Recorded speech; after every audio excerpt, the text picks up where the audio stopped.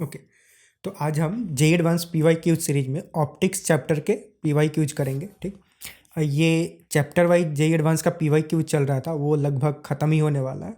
इसके बाद मैं सोच रहा हूँ कि ईयर वाइज भी PYQs कुछ किया जाए, कुछ सालों के, पिछले कुछ सालों के। तो आपको ये चाहिए या नहीं चाहिए, कितने लोगों को चाहिए, वो नीचे कमेंट्स में बताओ, उससे कुछ आइडिया लगेगा कि हम ईयर वाइज PYQs करें। जैसे 2023 का पेपर 1 का पूरा एक ही वीडियो में, मतलब पूरा एक पेपर का, उसमें सारे ही चैप्टर्स मतलब होंगे। तो वो भी एक तरह का प्रैक्टिस होगा, आपका एग्ज़ाम तुरंत आने ही वाला है, तो मतलब वो अच्छा प्रैक्टिस हो जाएगा। उस तरीके से भी कुछ लोग क्वेश्चन सॉल्व करते हैं। तो ये चैप्टर वाइज हो गया, हमने चैप्टर वाइज पूरा कंप्लीट कर लिया। अब आप चैप्टर वाइज कंप्लीट कर लिए तो ईयर वाइज करने के लिए रेडी हो गए हो। ठीक, तो ईयर वाइज आपके लिए करना भी काफ़ी हेल्पफुल होगा। ठीक, तो ये जैसे ही चैप्टर वाइज PYQs ख़त्म होने वाला है, ख़त्म होगा, उसके बाद हम ईयर वाइज PYQs शुरू करेंगे।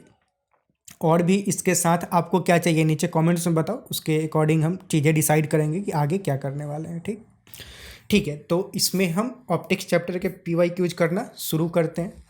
ठीक, तो पहला question, an object and a concave mirror of focal length f equal to 10 centimetre both move along the principal axis of the mirror with a constant speed. ठीक है, the object move with a speed this towards the mirror with respect to the laboratory frame. ठीक है, मतलब दे रखा है कि मतलब mirror है और ऑब्जेक्ट है, दोनों ही along the principal axis move कर रहे हैं। यहाँ पे ऑब्जेक्ट का speed with respect to laboratory frame, मतलब with respect to ground frame इसको बोल सकते हैं, वो दे रखा है। ठीक, the distance between the object and the mirror at a given moment is denoted by u when u is this the speed of mirror vm such that the image is instantaneously at rest with respect to laboratory frame and the object forms real image, the magnitude of the vm will be क्या होगा। ठीक है, तो अब क्या बोल रहा है कि मतलब जो ऑब्जेक्ट डिस्टेंस u जब 30 सेंटीमीटर पे था, तो जो इमेज था वो स्टेशनरी था, मतलब उस मोमेंट पे जब object distance u equal to 30 centimetre था, उस मोमेंट पे जो इमेज का स्पीड था विथ रिस्पेक्ट टू लेबोरेटरी वो 0 था। ठीक, तो हमें क्या फाइंड आउट करना है कि ये जो मिरर है वो कितना के स्पीड से मूव कर रहा है। ठीक, तो ये सिचुएशन है। इसका फॉर्मूला क्या होता है, जिस वेलोसिटी ऑफ ऑब्जेक्ट और इमेज का विथ रिस्पेक्ट टू, मतलब मिरर वाला फॉर्मूला। ये फॉर्मूला आपने देख रखा होगा कि velocity of image along the x axis, मतलब यहाँ पे प्रिंसिपल एक्सिस के अलोंग मूव कर रहा है, तो उसको हम यूजुअली एक्स एक्सिस बोलते हैं, और perpendicular to the principal axis को वाई एक्सिस लेट से बोलते हैं। ठीक, तो यहाँ पे जो मूवमेंट है वो सिर्फ और सिर्फ प्रिंसिपल एक्सिस के अलोंग हो रहा है, तो सिर्फ और सिर्फ एक्स एक्सिस में यहाँ पे मूवमेंट हो रहा है। तो एक्स एक्सिस में वेलोसिटी ऑफ ऑब्जेक्ट और इमेज का फॉर्मूला क्या होता है, velocity of image with in x axis with velocity of image along x axis with respect to mirror क्या होता था, -m² into velocity of object along X axis with respect to mirror. ये ध्यान देंगे कि ये जो वेलोसिटी दे रखा है वो विथ रिस्पेक्ट टू मिरर है, ना कि ग्राउंड फ्रेम में। ठीक, तो इस चीज़ को अगर हम ग्राउंड फ्रेम में लिखें तो इसको क्या लिख सकते हैं कि velocity of image in x axis in ground frame minus velocity of mirror in x axis is equal to -m² into velocity of object in x axis minus velocity of mirror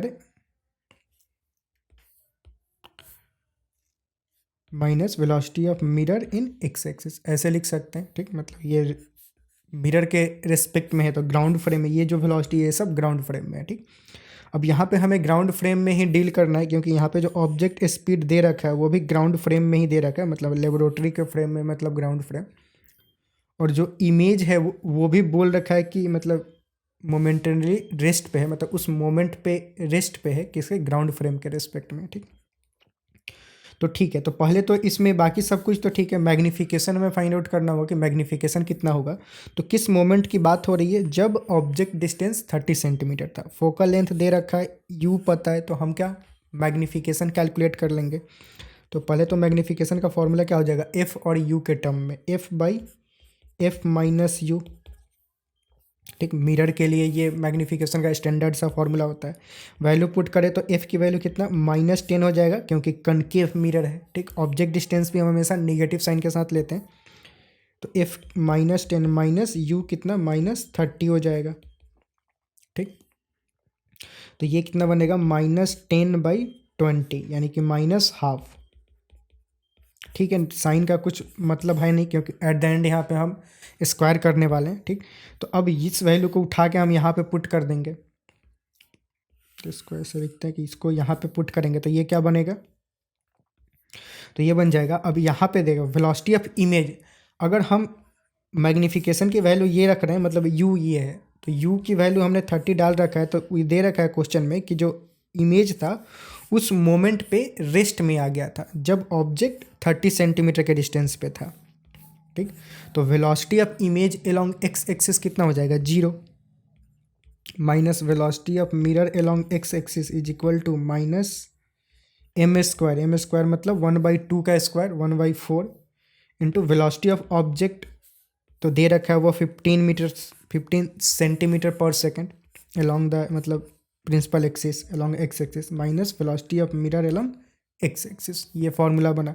अब इसमें हमें velocity of mirror along X axis वही calculate करना है कि mirror कितना जा रहा है, तो सिंपल अब कर देंगे माइनस माइनस ये ख़त्म, तो velocity of mirror along X axis कितना हो जाएगा 15/4 प्लस 1/4, उसको इधर लेके आए तो सॉरी यहाँ पे मतलब -1/4 इधर लेके आए तो +1/4 हो जाएगा, तो 1 + 1/4 वो कितना बन जाएगा 5/4 इधर बन जाएगा। ठीक, तो velocity of mirror along X axis कितना हो जाएगा, ये काट कूट करे तो क्या 5 से 3 टाइम्स में 4 से 4 ख़त्म, तो वेलोसिटी ऑफ मिरर डायरेक्ट 3 ही आ गया,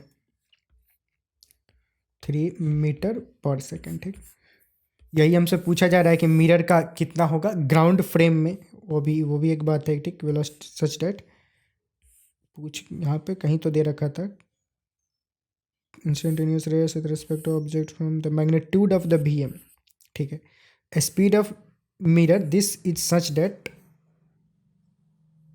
the speed of the mirror is this, यहाँ पे स्पीड ऑफ मिरर दे रखा है such that the image is instantaneously at rest with respect to laboratory frame. तो मिरर का जो स्पीड है वो VM दे रखा है और उसी के मैग्नीट्यूड हमें फाइंड आउट करना था, तो बेसिकली वही हो जाएगा ये वाला। ठीक, तो जो अपना फाइनल आंसर होगा वो कितना 3 सेंटीमीटर पर सेकंड, यूनिट जो होगा सॉरी मीटर नहीं सेंटीमीटर होगा, क्योंकि यहाँ पे जो स्पीड दे रखा है वो सेंटीमीटर में ही दे रखा है, तो ये भी सेंटीमीटर में ही हो जाएगा। ठीक, तो 3 अपना मतलब फाइनल आंसर हो जाएगा। ठीक, ठीक है, आगे सवाल की तरफ प्रस्थान करते हैं। तो नेक्स्ट क्वेश्चन बोल रहा है a rod of length 2 centimetre makes an angle 2π/3 radian with respect to principal axis of the thin convex lens. ठीक है, मतलब एक दे रखा है कि रॉड है, वो रॉड जो है 2π/3 एंगल बना रहा है प्रिंसिपल एक्सिस से। ठीक है, और फिर थिन ये कन्वेक्स लेंस की बात की जा रही है। The lens has a focal length of 10 and is placed at a distance this from the object as shown in the photo. ठीक है, the height of image is this and the angle made by it with respect to principal axis is alpha radian. The value of alpha is π/n, then the value of n will be क्या होगा। ठीक है, तो सवाल क्या दे रखा है कि एक रॉड है, उस रॉड का लेंथ दे रखा है कि 2 सेंटीमीटर है और वो रॉड कुछ एंगल बना रहा है प्रिंसिपल एक्सिस से। यहाँ पे एक थिन कन्वेक्स लेंस रखा गया है कितना के डिस्टेंस पे 40/3 सेंटीमीटर के डिस्टेंस पे। अब इस लेंस के थ्रू जो इमेज बन रहा है, इस ऑब्जेक्ट का जो इमेज बन रहा है वो ये कुछ इमेज बना, उस इमेज की हाइट यहाँ पे दे रखी है कि ये बन रहा है, लेकिन वो जो इमेज है वो अल्फ़ा एंगल कुछ बना रहा है प्रिंसिपल एक्सिस से, तो उस अल्फ़ा की वैल्यू क्या होगी वो हमें कैलकुलेट करना है। ठीक, ठीक है, तो ऐसे क्वेश्चंस को प्रोसीड कैसे करेंगे, तो इसके लिए एक मतलब करेंगे क्या, जैसे कि ऑब्जेक्ट ये है, इमेज ये है, तो ऐसा तो कुछ डायरेक्ट फार्मूला होता नहीं है कि इतना एंगल पे कुछ बना रहा है तो कितना एंगल होगा। हम क्या जानते हैं, एक पॉइंट पे अगर कहीं पे ऑब्जेक्ट रखा है तो किस पॉइंट पे इमेज बनेगा वो हम फाइंड आउट कर सकते हैं, U, V और F का फार्मूला जो होता है। ठीक, तो उसके लिए क्या करेंगे, हम ये जो ऑब्जेक्ट दे रखा है उसको हम ऐसा ले सकते हैं कि इसका एक एंड जो है वो यहाँ पे और जो दूसरा एंड है वो यहाँ पे कहीं पे होगा, वो हम फाइंड आउट कर लेंगे कहाँ पे होगा। ठीक, और इस एंड का इमेज कहाँ पे बनेगा, ऑब्वियस है इस एंड का इमेज ये वाला होगा। ठीक, क्योंकि ये सटा हुआ है इससे, और जो ये वाला एंड होगा उसका इमेज कहीं पे, लेट से अगर इमेज ऐसा बन रहा है तो उसका इमेज मतलब यहाँ पे बन रहा होगा। ठीक, तो बेसिकली हम इस एंड और ये एंड इसकी लेंथ कितना होगा वो फाइंड आउट कर सकते हैं। अगर वो फाइंड आउट कर लिए तो अल्फ़ा वैल्यू फाइंड आउट हो जाएगा, 10 alpha is equal to this length by this length. तो बेसिकली हमें दिस लेंथ फाइंड आउट करना है। तो उसके लिए क्या ये दो पॉइंट का डिस्टेंस कितना है लेंथ से वो फाइंड आउट कर सकते हैं, फिर डिफरेंस ले लेंगे तो वो हमें मिल जाएगा, और आगे मतलब अल्फा एंगल ऐसे फाइंड आउट कर लेंगे। तो ये पूरा प्रोग्राम है, ठीक। तो करते हैं। तो एक पॉइंट, इसको 2 पॉइंट ऑब्जेक्ट ट्रीट करके हम सॉल्व करेंगे। एक लेट से पॉइंट ऑब्जेक्ट अगर यहाँ पे रखा गया है, लेट से मैं उसको क्या बोल दें, कुछ नाम दे देते हैं, लेट से उसको U1 बोल देते हैं। तो उसका जो कॉरेस्पॉन्डिंग इमेज बनेगा यहाँ पे V1। लेट से एक पॉइंट ऑब्जेक्ट यहाँ पे रखा गया है, U2 बोल देते हैं, उसका जो इमेज बनेगा यहाँ पे V2। तो V1 और V2 का ज़रा लोकेशन फाइंड आउट करते हैं। तो उसके लिए U1 का लोकेशन क्या है, अगर वो देखा जाए तो U1 कितना डिस्टेंस पे, 40/3 सेंटीमीटर के डिस्टेंस पे, तो -40/3 हो जाएगा। एफ़ की वैल्यू तो वही रहेगी दोनों के लिए ही। एफ़ की वैल्यू कितना दे रखा है, 10 सेंटीमीटर ये दे रखा है। तो एफ़ की वैल्यू कॉन्वेक्स है तो +10 सेंटीमीटर ले लेंगे। तो लेट्स से 1/V1 अगर फाइंड आउट करें तो ये क्या हो जाएगा, 1/V is equal to 1/F plus 1/U1। F कितना 10 प्लस 1/U1 कितना -40/3। इसको ऐड करें तो कितना होगा, ये प्लस माइनस माइनस बन जाएगा, नीचे 40 4 -3 1/40 हो जाएगा, ठीक। तो V1 की वैल्यू कितना आ गया, 40 सेंटीमीटर हो जाएगा, सिंपल, ठीक। तो V1 का तो वैल्यू पता चल गया। V2 का वैल्यू फाइंड आउट करते हैं। V2 के लिए पहले U2 की वैल्यू क्या होगी वो फाइंड आउट करना होगा। तो U2 कितना हो जाएगा, ये 40/3 और ये कितना डिस्टेंस है, तो ये अगर 2π/3 है तो ये वाला एंगल कितना होगा, π/3, ठीक। मतलब पाई माइनस 2π/3, तो π/3, और ये लेंथ 2 सेंटीमीटर है। तो दिस कॉस थीटा जो होगा वो ये वाला लेंथ होगा। तो 2 इंटू कॉस 60, तो ये कितना हो जाएगा, U2 -40/3 प्लस L जो लेंथ इसका है, लेंथ की वैल्यू कितना 2 सेंटीमीटर इंटू कॉस 60 कॉस π/3। तो कॉस π/3 की वैल्यू कितना हो जाएगा, हाफ। लेट से यहाँ लिख ही देते हैं कॉस π/3। तो ये बेसिकली हाफ, तो 1 बन जाएगा, तो ये -43/3 हो जाएगा, ठीक। तो यहाँ से अगर 1/V2 कैलकुलेट करें तो same 1/F plus 1/U2 direct value put करते हैं। F की वैल्यू कितना 1/10 प्लस 1/-43/3, ठीक। इसको करें तो कितना 430 हो जाएगा, ये बीच में -10 43 -10 30, तो कितना हो जाएगा 13/430। तो V2 की वैल्यू कितना आ गया 430/13, ठीक। तो ये मतलब V2 मिल गया। तो अभी अपने को क्या चाहिए, डिफरेंस, ये वाला लेंथ बेसिकली चाहिए। तो वो लेंथ कितना हो जाएगा, लेट से उसको क्या बोल दें, कुछ नाम दे देते हैं, लेट से इसको B बोल देते हैं। तो जो B की वैल्यू होगी वो कितना बन जाएगा, B is equal to V1 minus V2। V1 कितना 40 और V2 कितना 430/13, ये कितना बनेगा 13 4 जब 52 -430/13। इसको डिफरेंस करें तो कितना 90 हो जाएगा, 90/13, ठीक। यही बनेगा, यस यही होना चाहिए, ठीक। अब 10 अल्फ़ा की वैल्यू कैलकुलेट करें तो 10 अल्फ़ा क्या हो जाएगा, 30√3/13 डिवाइडेड बाई जो मतलब this length divided by B। तो B की वैल्यू क्या, यहाँ पे अभी हमने कैलकुलेट किया 90/13। तो ये कितना बन जाएगा, इसको काट कुट करें तो 13 13 कैंसिल, 0 0 कैंसिल, 3 से 1/3 टाइम्स में, तो ये बनेगा क्या √3/3, तो मतलब 1/3। तो 10 अल्फ़ा अगर √3, तो अल्फ़ा की वैल्यू कितनी हो जाएगी 1/√3 कितना होता है π/6 पे। तो अल्फ़ा की वैल्यू क्या π/6, और इसको दे रखा है इजकल टू π/n। तो n की वैल्यू क्या हो जाएगी 6। तो 6 अपना मतलब फाइनल आंसर हो जाएगा। तो n की वैल्यू पूछ रहा है वो कितना हो जाएगा 6 अपना फाइनल आंसर हो जाएगा, ठीक। तो ये तरीका था मतलब इसको सॉल्व करने का, ठीक। अगले सवाल की तरफ प्रस्थान करते हैं।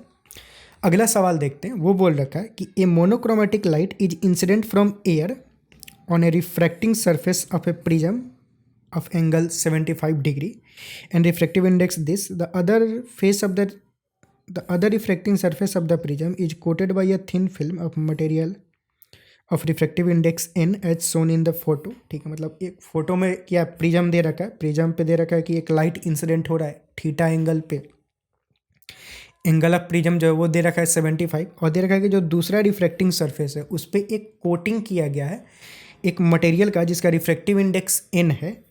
ठीक, the light suffer total internal reflection at the coated prism surface for an incident angle theta less than equal to 60 degree. अब थीटा की वैल्यू अगर 60 डिग्री या उससे कम हो तो यहाँ पे क्या हो रहा है, टोटल इंटरनल रिफ्लेक्शन हो रहा है जब लाइट यहाँ पे जा रहा है। तो वैल्यू ऑफ एन स्क्वायर मतलब इसका जो रिफ्रैक्टिव इंडेक्स है जिस मटेरियल से कोटिंग किया गया है उसका जो रिफ्रैक्टिव इंडेक्स है उसका स्क्वायर की वैल्यू क्या होगा वो हमें कैलकुलेट करना है। ठीक, तो सिचुएशन समझ में आया क्या दे रखा है, सिचुएशन का फोटो दे ही रखा है यहाँ पे। ठीक, मतलब लाइट इंसिडेंट हुआ, यहाँ से रिफ्लेक्ट करके इस पे जाएगा, अब यहाँ पे गया तो यहाँ पे टोटल इंटरनल रिफ्लेक्शन हो रहा है, और कब हो रहा है, जब थीटा की value less than equal to 60 degree. तो क्रिटिकल एंगल की मतलब वो मिनिमम एंगल जहाँ पे टोटल इंटरनल रिफ्लेक्शन हो रहा है वो किस पे, थीटा इजिकल टू 60 डिग्री पे, यानी कि थीटा इजिकल टू जब 60 डिग्री होगा तो यहाँ पे क्या होगा, जस्ट वो 90 डिग्री एंगल पे मतलब ऐसे बनाएगा, और उससे भी अगर छोटा करे तब टोटल इंटरनल रिफ्लेक्शन हो जाएगा, ऐसा सीन होगा। ठीक, तो मतलब थीटा इजिकल टू 60 डिग्री पे जस्ट ये क्या करेगा, क्रिटिकल एंगल मतलब टोटल इंटरनल रिफ्लेक्शन होना स्टार्ट करेगा, तो स्टार्ट करेगा तो क्या उस समय तो 90 डिग्री एंगल बनाएगा ऐसे। ठीक, तो for theta is equal to 60 degree पे हम क्या बोल सकते हैं कि जो यहाँ पे होगा एंगल ऑफ रिफ्लेक्शन वो 90 डिग्री होगा। ठीक, तो अब फाइंड आउट करते हैं इसी की मदद से एन की वैल्यू। तो अगर थीटा की वैल्यू 60 डिग्री हो तो अगर फोटो बनाए तो फोटो कैसा बनेगा, कुछ ऐसा बनेगा, लाइट ऐसे जाएगा मतलब यहाँ पे। ठीक, अच्छा यहाँ पे क्या होगा, लेट्स से यहाँ पे R1 बना तो यहाँ पे R2 बना, तो हम रिलेशन क्या जानते हैं, R1 प्लस R2 जो होता है एंगल ऑफ प्रिज्म के बराबर होता है, वो कितना है 75 डिग्री। ठीक, लेट्स से R1 की वैल्यू फाइंड आउट करते हैं। R1 की वैल्यू क्या होगा, उसके लिए यहाँ पे स्नेल्स लॉ अप्लाई कर देंगे, n1 sin theta 1 equal to n2 sin theta 2। तो अगर यहाँ पे करें तो बाहर का मीडियम क्या है, refractive index 1 sine theta, theta की वैल्यू लेट से 60 डिग्री लेते हैं, तो साइन 60 की वैल्यू कितना है, √3/2 इजकल टू n2 मतलब n0, इस प्रिज्म का रिफ्रैक्टिव इंडेक्स उसकी वैल्यू भी दे रखा है √3, तो लेट से डाल ही देते हैं, मतलब डायरेक्ट डालते चले। ठीक, n2 साइन R2, तो यहाँ से साइन R2 की वैल्यू क्या हो जाएगी, √3 कैंसिल 1/2, तो यहाँ से R2 की वैल्यू क्या होगा 30 डिग्री आ जाएगा, तो साइन थीटा 1/2। तो अब R2 की वैल्यू 30 डिग्री हो गया, तो सॉरी R2 नहीं R1, मैं बार बार R2 बोल रहा था, R1 होगा। ठीक, क्योंकि हम यहाँ पे स्नेल्स लॉ लगाए हैं तो यहाँ पे जो एंगल कितना है R1 है, सॉरी फॉर द कंफ्यूजन। तो R1 की वैल्यू कितना हो जाएगा 30 डिग्री। ठीक, अब R1 की वैल्यू 30 डिग्री हो गया तो R2 की वैल्यू क्या हो जाएगी, यहाँ से R2 जो होगा 75 माइनस 30, तो वो बेसिकली 45 डिग्री हो जाएगा। तो यहाँ पे एंगल कितना बन रहा है 45 डिग्री। अब 45 डिग्री पे यहाँ पे हो क्या रहा है, ये जस्ट मतलब गेज कर रहा है, मतलब अलोंग द सरफेस जा रहा है। तो फिर से यहाँ पे अगर स्नेल्स लॉ अप्लाई करें तो वो क्या होगा, n1 साइन थीटा 1 मतलब n0 sine R2 is equal to n sine 90। ठीक, क्योंकि यहाँ पे जो रिफ्रैक्टिव इंडेक्स मतलब एंगल है वो 90 डिग्री है और रिफ्रैक्टिव इंडेक्स n0। अब जरा वैल्यू पुट करें तो n0 की वैल्यू √3 इंटू साइन R2 मतलब 1/√2 equal to n into sine 90 की वैल्यू कितना हो जाएगा 1। तो यहाँ से n की वैल्यू क्या आया √3/√2, तो n स्क्वायर की वैल्यू हमसे पूछा जा रहा है वो कितना हो जाएगा 3/2 यानी कि 1.5। तो ये जो कोटिंग यहाँ पे किया गया है उस कोटिंग का रिफ्रैक्टिव इंडेक्स कितना हो जाएगा 1.5। ठीक, तो ये अपना मतलब फाइनल आंसर हो जाएगा, यही हमसे पूछा जा रहा है कि n स्क्वायर की वैल्यू क्या होगी, तो ये 1.5 हो जाएगा। ठीक, इजी सा ही क्वेश्चन था ये। ठीक है, अगला सवाल देखते हैं। तो अगला क्वेश्चन दे रखा है कि a monochromatic light wave is incident normally on a glass slab of thickness d as shown in the photo. ठीक, तो मतलब जैसा फोटो में दे रखा है कि एक मोनोक्रोमेटिक लाइट इंसिडेंट किया किस पे, एक ग्लास स्लैब पे। ठीक है, the refractive index of the glass slab increase linearly from N1 to N2 over the height h। अब जो इस ग्लास स्लैब का रिफ्रैक्टिव इंडेक्स है वो क्या हो रहा है, N1 से लेकर के N2 तक इंक्रीज कर रहा है। मतलब नीचे जो रिफ्रैक्टिव इंडेक्स है वो N1 है और ऊपर जो रिफ्रैक्टिव इंडेक्स है वो N2 है और वो कंटिन्यूअस इंक्रीज कर रहा है। ठीक है।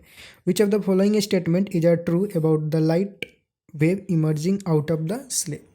तो इस अगर स्लैब से ये जो लाइट इंसिडेंट हो रहा है वो जब इमर्ज करेगा तो उसके लिए ये कौन सी बातें सत्य होगी जो ऑप्शन में दे रखा है। ठीक, वो हमें बेसिकली फाइंड आउट करना है।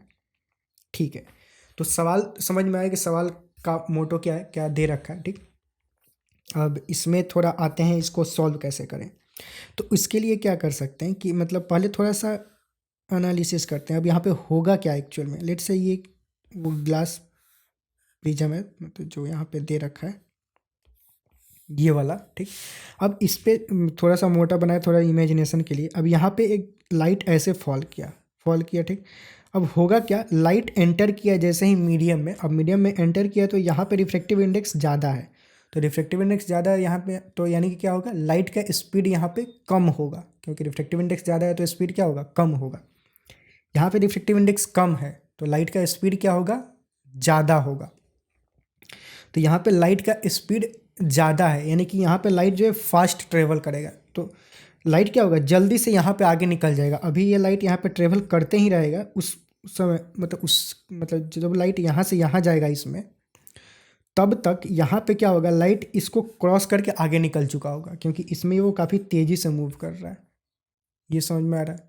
ठीक, अब मान लेते हैं कि जब लाइट यहाँ से इसमें यहाँ गया उतना समय में नीचे जो था वो लाइट यहाँ से आगे निकल के यहाँ तक आ गया, ऐसा मान लेते हैं। ठीक, तो उसने ये वाला डिस्टेंस तो कवर किया ही, साथ में आगे भी कुछ और डिस्टेंस कवर कर लिया। अब लेट से हम बोल देते हैं यहाँ पे कि आगे जो उसने डिस्टेंस कवर किया उस वाले डिस्टेंस को क्या बोल दें, उस वाले डिस्टेंस को लेट से L बोल देते हैं कि उसने लाइट ने आगे L डिस्टेंस कवर कर लिया। ये वाला थिकनेस दे रखा है D यहाँ पे। ठीक, तो लेट से T टाइम में लाइट ने जब यहाँ पे D डिस्टेंस ट्रेवल किया उतना समय में लाइट यहाँ पे आ चुका है इसमें। ठीक, सिचुएशन कुछ और ये है। तो होगा क्या कि मतलब पहले तो ये फाइंड आउट करते हैं, फिर मतलब आगे क्या होगा इसके। अगर लाइट लेट से ऐसे आ गया है यहाँ पे, तो लाइट जब यहाँ पे था तब तक ये जो लाइट निकल के यहाँ पे आ गया है, तो इसके बाद होगा क्या कि जो वेव फ्रंट था, पहले वेव फ्रंट कैसा था, ऐसा। अब यहाँ पे जो वेव फ्रंट होगा वो कैसा बनेगा, ऐसा। तो अगर मैं वेव फ्रंट बनाऊँ तो यहाँ पे वेव फ्रंट कुछ इस तरीके से बनेगा। और हम जानते हैं कि लाइट ट्रेवल कैसे करता है, वेव फ्रंट के परपेंडिकुलर डायरेक्शन में लाइट ट्रेवल करता है। तो अब जो लाइट होगा वो कैसे ट्रेवल करेगा, इस वेव फ्रंट के परपेंडिकुलर डायरेक्शन में, मतलब लाइट कुछ ऐसे ट्रेवल करेगा। ठीक, ये समझ में आ रहा है। तो ये मतलब वेव फ्रंट के परपेंडिकुलर, तो लाइट बेंड हो गया एक्चुअल में कुछ अमाउंट से। तो यहाँ पे दे क्या रखा है कि इट विल बी डिफ्लेक्टेड, मतलब पहले तो डिफ्लेक्ट करेगा या नहीं करेगा, तो यस डिफ्लेक्ट करेगा यहाँ पे। ऐसा मतलब बाई नोशंस करेगा। अगर ये यूनिफॉर्म होता है तो परपेंडिकुलर लाइट फॉल करता है तो बेंड नहीं करता है, वो ऐसे ही निकल जाता है, क्योंकि वेव फ्रंट यहाँ पे और यहाँ पे साइमल्टेनियसली पहुँचता है। तो वेव फ्रंट कुछ इस तरीके का बनता है और वेव लाइट आगे निकल जाता है। लेकिन यहाँ पे क्या होगा, वेव फ्रंट चेंज हो गया, वेव फ्रंट कुछ इस तरीके से निकल रहा है, तो लाइट बेंड होगा। अब लाइट कितना से बेंड होगा वो फाइंड आउट करना होगा, क्योंकि वही यहाँ पे दे रखा है कि कितना एंगल से बेंड करेगा, कुछ तो इक्वेशन दे रखा है। तो लाइट कितना से बेंड करेगा, तो उसके लिए अगर देखा जाए तो लाइट ऐसे जा रहा था, इधर वो जाने लगा, तो लाइट बेंड कितना से किया, ये वाला जो एंगल है अल्फ़ा, उस अल्फ़ा से बेंड किया है। ठीक, तो अगर देखा जाए अल्फ़ा की वैल्यू कैसे कैलकुलेट कर सकते हैं, तो अल्फ़ा अगर ये है तो ये कितना होगा 90 माइनस अल्फ़ा, तो फिर ये कितना हो जाएगा अल्फ़ा, तो ये वाला एंगल भी अल्फ़ा हो जाएगा। तो अब इससे क्या होगा कि इस वाले ट्रायंगल से हम अल्फ़ा की वैल्यू फाइंड आउट कर सकते हैं। ठीक, मतलब ये वाला जो हाइट है वो हमें दे रखा है यहाँ पे h। अगर हम ये वाला डिस्टेंस कैसे भी फाइंड आउट कर लें तो हमें अल्फ़ा की वैल्यू मिल जाएगी। ठीक, तो लेट से वही अब हम ये वाला डिस्टेंस फाइंड आउट करेंगे, क्योंकि हमें अल्फ़ा की वैल्यू फाइंड आउट करना है। तो ये वाला डिस्टेंस आप कैसे फाइंड आउट करें? तो उसके लिए क्या वही टेक्निक लगाएंगे कि लाइट जो था जब यहाँ पे गया तो उतने देर में लाइट यहाँ पे पहुँच चुका था। तो लेट से टी टाइम में लाइट यहाँ से यहाँ डिस्टेंस कवर किया, तो टी इजिकल टू क्या हो जाएगा, डिस्टेंस बाई स्पीड, मतलब डी बाई, अब यहाँ पे लेट से लाइट का जो स्पीड है उसको v2 बोल देते हैं, यहाँ पे जो लाइट का स्पीड है v1 बोल देते हैं, यहाँ पे रिफ्लेक्टिव इंडेक्स n2 दे रखा है, यहाँ पे रिफ्लेक्टिव इंडेक्स n1 दे रखा है।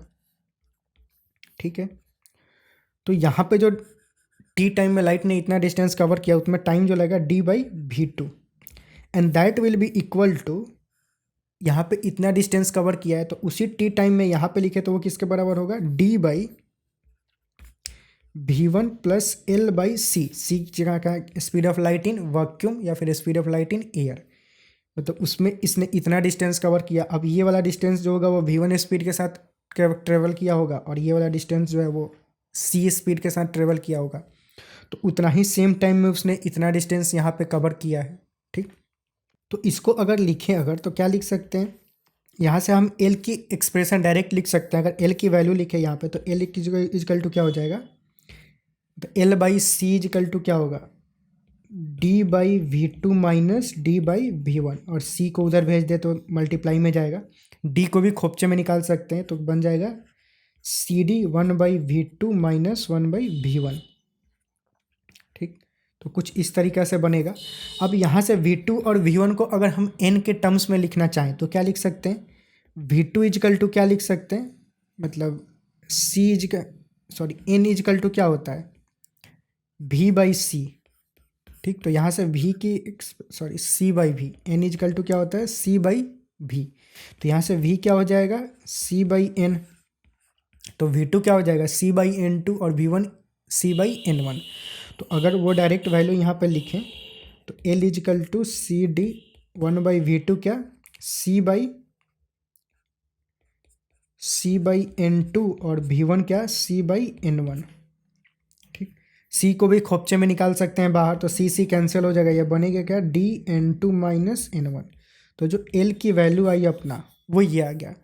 तो हमें क्या बेसिकली ये अल्फ़ा की वैल्यू फाइंड आउट करना है, तो अल्फ़ा की वैल्यू क्या हो जाएगा, दिस डिवाइडेड बाई दिस, तो परपेंडिकुलर बाई बेस, तो परपेंडिकुलर कितना l बाई और बेस कितना है h है वो दे रखा है यहाँ पे। ठीक, तो 10 अल्फ़ा की वैल्यू क्या हो जाएगा, 10 alpha is equal to l by h, l की वैल्यू कितना, d into n two minus n one by h, कितना एच की वैल्यू एच ही है, सिंपल एच डाल देते हैं। तो जो अल्फ़ा है मतलब जो डेविएशन है वो कितना बन जाएगा, 10 इनवर्स, इसको ऐसे लिखें, d n two minus n one by h के बराबर होगा। ठीक, तो जो डेविएशन है वो ये आ गया। अब जरा ऑप्शन देखते हैं कि ऑप्शन में क्या क्या बोल रखा है। It will be deflected up by an angle tan inverse this, तो स्क्वायर तो नहीं आएगा तो ये गलत है। It will be deflected by angle tan inverse this, match कर रहा है तो yes it will be deflected by this, तो बी ऑप्शन क्या हो जाएगा, करेक्ट। ठीक, अगला दे रहा है it will not be deflected, गलत है, इट विल बी डिफ्लेक्टेड। अगला क्या दे रहा है, deflection angle depends only on n2 minus n1 and not on the individual value of n1 and n2। सही बात है कि जो डिफ्लेक्शन एंगल है वो डिफरेंस पे डिपेंड कर रहा है कि n2 और n1 का डिफरेंस कितना होगा, ना कि उनका इंडिविजुअल वैल्यू कितना है। सीधा दिख रहा है यहाँ पे उनके डिफरेंस पे डिपेंड कर रहा है, तो यस डी ऑप्शन भी क्या होगा, करेक्ट होगा। तो इसका जो करेक्ट ऑप्शन होगा वो बी और डी करेक्ट हो जाएगा। ठीक, तो बस मतलब ये फाइनल आंसर हो जाएगा। ठीक, अगले सवाल की तरफ प्रस्थान करते हैं, उसके पहले थोड़ा पानी पीते हैं।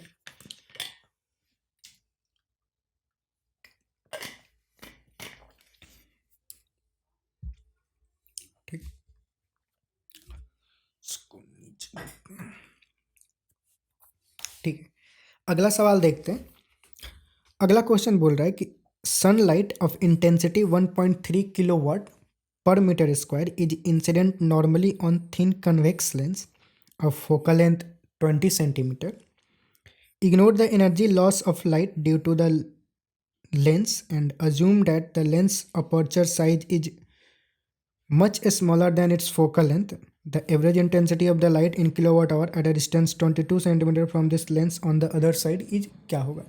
ठीक है, ये थोड़ा अलग टाइप का क्वेश्चन है, पर क्वेश्चन क्या बोल रखा है, सनलाइट जिसका इंटेंसिटी ये है नॉर्मली इंसिडेंट हुआ एक कन्वेक्स लेंस पे जिसका फोकल लेंथ कुछ दे रखा है। तो लेट से ये कोई लेंस है, ऐसा लेट से कुछ बड़ा सा लेंस लेते हैं, ये कोई लेंस है, ठीक। अब इस पर कोई लाइट, मतलब ये प्रिंसिपल एक्सिस बोल देते हैं, लेट्स से ये प्रिंसिपल एक्सिस। अब दे रखा है कि इस पे मतलब कुछ लाइट इंसिडेंट हुआ और वो इंसिडेंट होके मतलब कन्वर्ज करेगा, ऐसे ऑब्वियस है, ठीक। सनलाइट फॉल करता है तो सनलाइट अगर फॉल कर रहा है तो क्या उसको पैरेलल लाइट हम मान के चलते हैं कि वो पैरेलली फॉल किया और फिर वो मतलब फोकस पे जाके कन्वर्ज करेगा और फिर ऐसे डाइवर्ज करेगा। हमें क्या पूछा जा रहा है कि यहाँ पे जो इंटेंसिटी फॉल कर रहा है उसकी वैल्यू दे रखा है कि उसका इंटेंसिटी ये है। हमसे पूछा जा रहा है कि 22 सेंटीमीटर पे, अच्छा ध्यान से देखें तो इसका फोकल लेंथ 20 सेंटीमीटर है, मतलब ये 20 सेंटीमीटर होगा। 22 सेंटीमीटर मतलब कहीं पे यहाँ पे आएगा, तो यहाँ पे इंटेंसिटी कितना होगा वो हमें कैलकुलेट करना है। तो बेसिकली इंटेंसिटी क्या होता है, energy per unit time per unit area, ठीक। तो एनर्जी पर यूनिट टाइम तो दोनों जगह सेम ही होगा, लेकिन एरिया चेंज हो रहा है। वो यहाँ पे जो फॉल किया है वो इस एरिया पे फॉल कर रहा है और वही सारा एनर्जी यहाँ पे इस छोटे से एरिया पे कंसंट्रेटेड हो जा रहा है। तो इंटेंसिटी बढ़ जाएगा बेसिकली। अब कितना बढ़ेगा वो हम देखेंगे, क्योंकि ये छोटे एरिया पे मतलब सेम अमाउंट ऑफ एनर्जी यहाँ इतना दूरी पे फॉल किया, उसी अमाउंट ऑफ एनर्जी को कंप्रेस करके यहाँ छोटा सा मतलब जगह पे फॉल कर रहा है, तो इंटेंसिटी बढ़ जाएगा, ठीक। इंटेंसिटी इजकल टू क्या, energy per unit time per unit area. तो ये तो क्वांटिटी दोनों जगह सेम ही है, तो बेसिकली एरिया में क्या रिलेशन है दोनों जगह का वो हमें फाइंड आउट करना होगा और उसके अकॉर्डिंग आगे डिसाइड करेंगे। तो एरिया के लिए क्या, मतलब लेट से हम मान लेते हैं कि यहाँ पे जो लाइट फॉल कर रहा है, लाइट कुछ ऐसे फॉल किया यहाँ पे, तो ये हाइट लेट से हम बोल देते हैं HO। अब वो लाइट जब यहाँ पे गया, ठीक, मतलब कुछ, तो लेट से यहाँ पे जो हाइट ऑफ हुआ, लेट से उसको हाइट ऑफ इमेज बोल देते हैं, तो ये भी हाइट ऑफ इमेज ही होगा। तो बेसिकली इसको सर्कल की तरह हम ट्रीट कर सकते हैं कि यहाँ पे एक सर्कल टाइप का मतलब लाइट फॉल किया जिसका रेडियस कितना था H0, और यहाँ पे एक सर्कल की तरह लाइट फॉल किया जहाँ पे रेडियस कितना था HI। अब पहले तो HI और HO में रिलेशन क्या होगा वो लेट से फाइंड आउट कर लेते हैं। तो वो क्या, मैग्नीफिकेशन के थ्रू हम जा सकते हैं। HI/HO वो क्या हो जाएगा, मैग्नीफिकेशन। मैग्नीफिकेशन का फॉर्मूला क्या बन जाएगा। अब मैग्नीफिकेशन को देखें तो हमें क्या क्या पता है, F पता है और V पता है। तो F और V के टर्म्स में मैग्नीफिकेशन का फॉर्मूला क्या होता है, F माइनस V/F, यही फॉर्मूला होता है F और V के टर्म्स में। तो अगर वैल्यू पुट करें तो क्या होगा, 20, F की वैल्यू +20 होगा और V की वैल्यू भी प्लस में ही होगा, +22, क्योंकि इस साइड इमेज बनने की बात हो रही है, /20। तो ये कितना बन जाएगा, -2/20, यानी कि -1/10। तो हम सिर्फ मैग्नीट्यूड से लेट से हमारा मतलब है यहाँ पे, तो लेट से हम साइन को इग्नोर करते हैं। तो बेसिकली जो हाइट ऑफ इमेज है वो 1/10 times of height of object है। तो जो एरिया होगा, यहाँ वाला एरिया और यहाँ वाला एरिया, वो कैसे डिपेंडेंट होगा, दोनों का स्क्वायर कर देते हैं दोनों साइड। अगर मतलब एरिया क्या होता है, πr², तो πHI² और πH0², तो उसके लिए दोनों साइड स्क्वायर कर देते हैं। तो HI² is equal to 1/100 times of HO²। दोनों साइड पाई से मल्टीप्लाई कर दें अगर, तो ये बन जाएगा एरिया ऑफ दिस एरिया, यहाँ पे जो एरिया फॉल कर रहा है, और ये एरिया बन जाएगा यहाँ वाला, ठीक। तो लेट्स से इसको हम सॉरी ये वाला इमेज है, तो ये वाला यहाँ का एरिया होगा। तो लेट से AI बोल देते हैं इक्वल टू 100 ऑफ AO बोल देते हैं। AO जो एरिया है वो कहाँ, यहाँ का एरिया है, ठीक। अब फाइंड आउट करते हैं कि यहाँ पे अगर इंटेंसिटी ये है तो यहाँ पे इंटेंसिटी क्या होगा। तो इंटेंसिटी क्या हमने देखा है यहाँ पे, intensity energy by time by area. तो इंटेंसिटी मतलब 1.3 क्या है, E/T की वैल्यू तो वही सेम ही होगा। लेट से यहाँ पे जो एरिया है उसको AO लिखते हैं, ठीक। और हमें कहाँ इंटेंसिटी फाइंड आउट करना है, लेट से उसको हम I बोल देते हैं जहाँ पे फाइंड आउट करना है। तो उस I की वैल्यू क्या हो जाएगी, I इक्वल टू क्या, सेम E/T इंटू वहाँ का एरिया,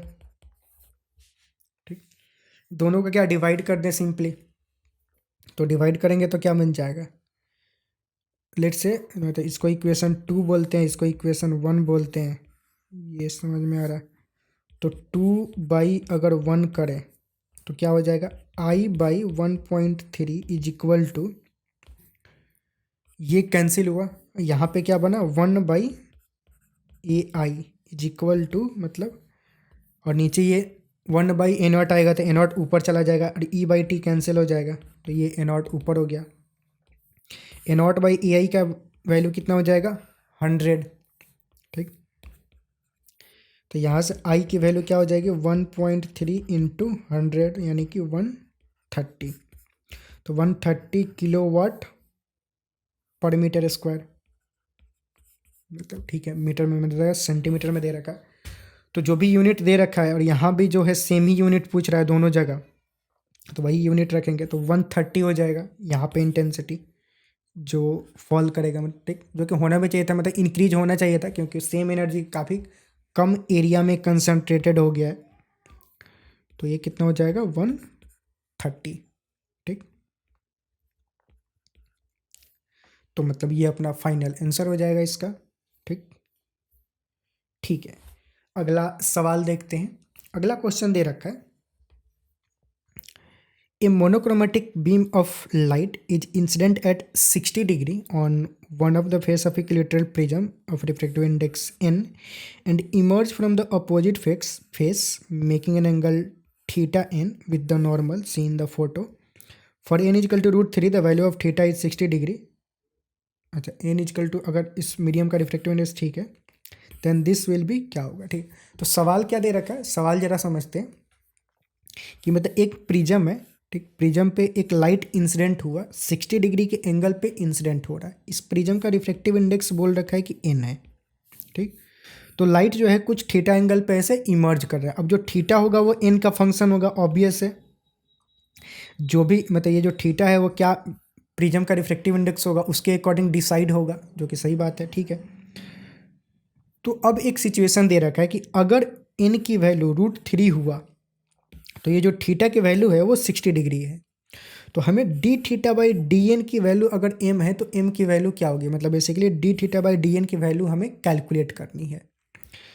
तो उसके लिए क्या, पहले तो हम एक इक्वेशन बनाएंगे थीटा में, फिर उसको n के रिस्पेक्ट में डिफ्रेंशिएट कर देंगे, वहाँ से d θ/dn की वैल्यू मिलेगा, मतलब यही कर सकते हैं, ठीक। ठीक है, तो उसके लिए क्या कर सकते हैं, अब यहाँ पे रिफ्लेक्शन देखा जाए तो दो सरफेस पे हो रहा है, एक बार यहाँ पे रिफ्लेक्शन हो रहा है, एक बार यहाँ पे रिफ्लेक्शन हो रहा है।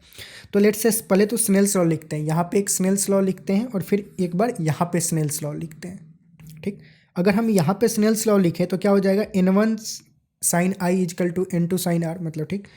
तो n मतलब यहाँ पे रिफ्लेक्टिव इंडेक्स 1 इंटू साइन 60, तो 1 into sine 60 is equal to, let say यहाँ पे जो एंगल है उसको कुछ बोल देते हैं, लेट से यहाँ का एंगल R1 बोल दे और यहाँ का जो एंगल है उसको उसको क्या बोल सकते हैं, उसको R2 बोल देते हैं, ठीक है, ठीक।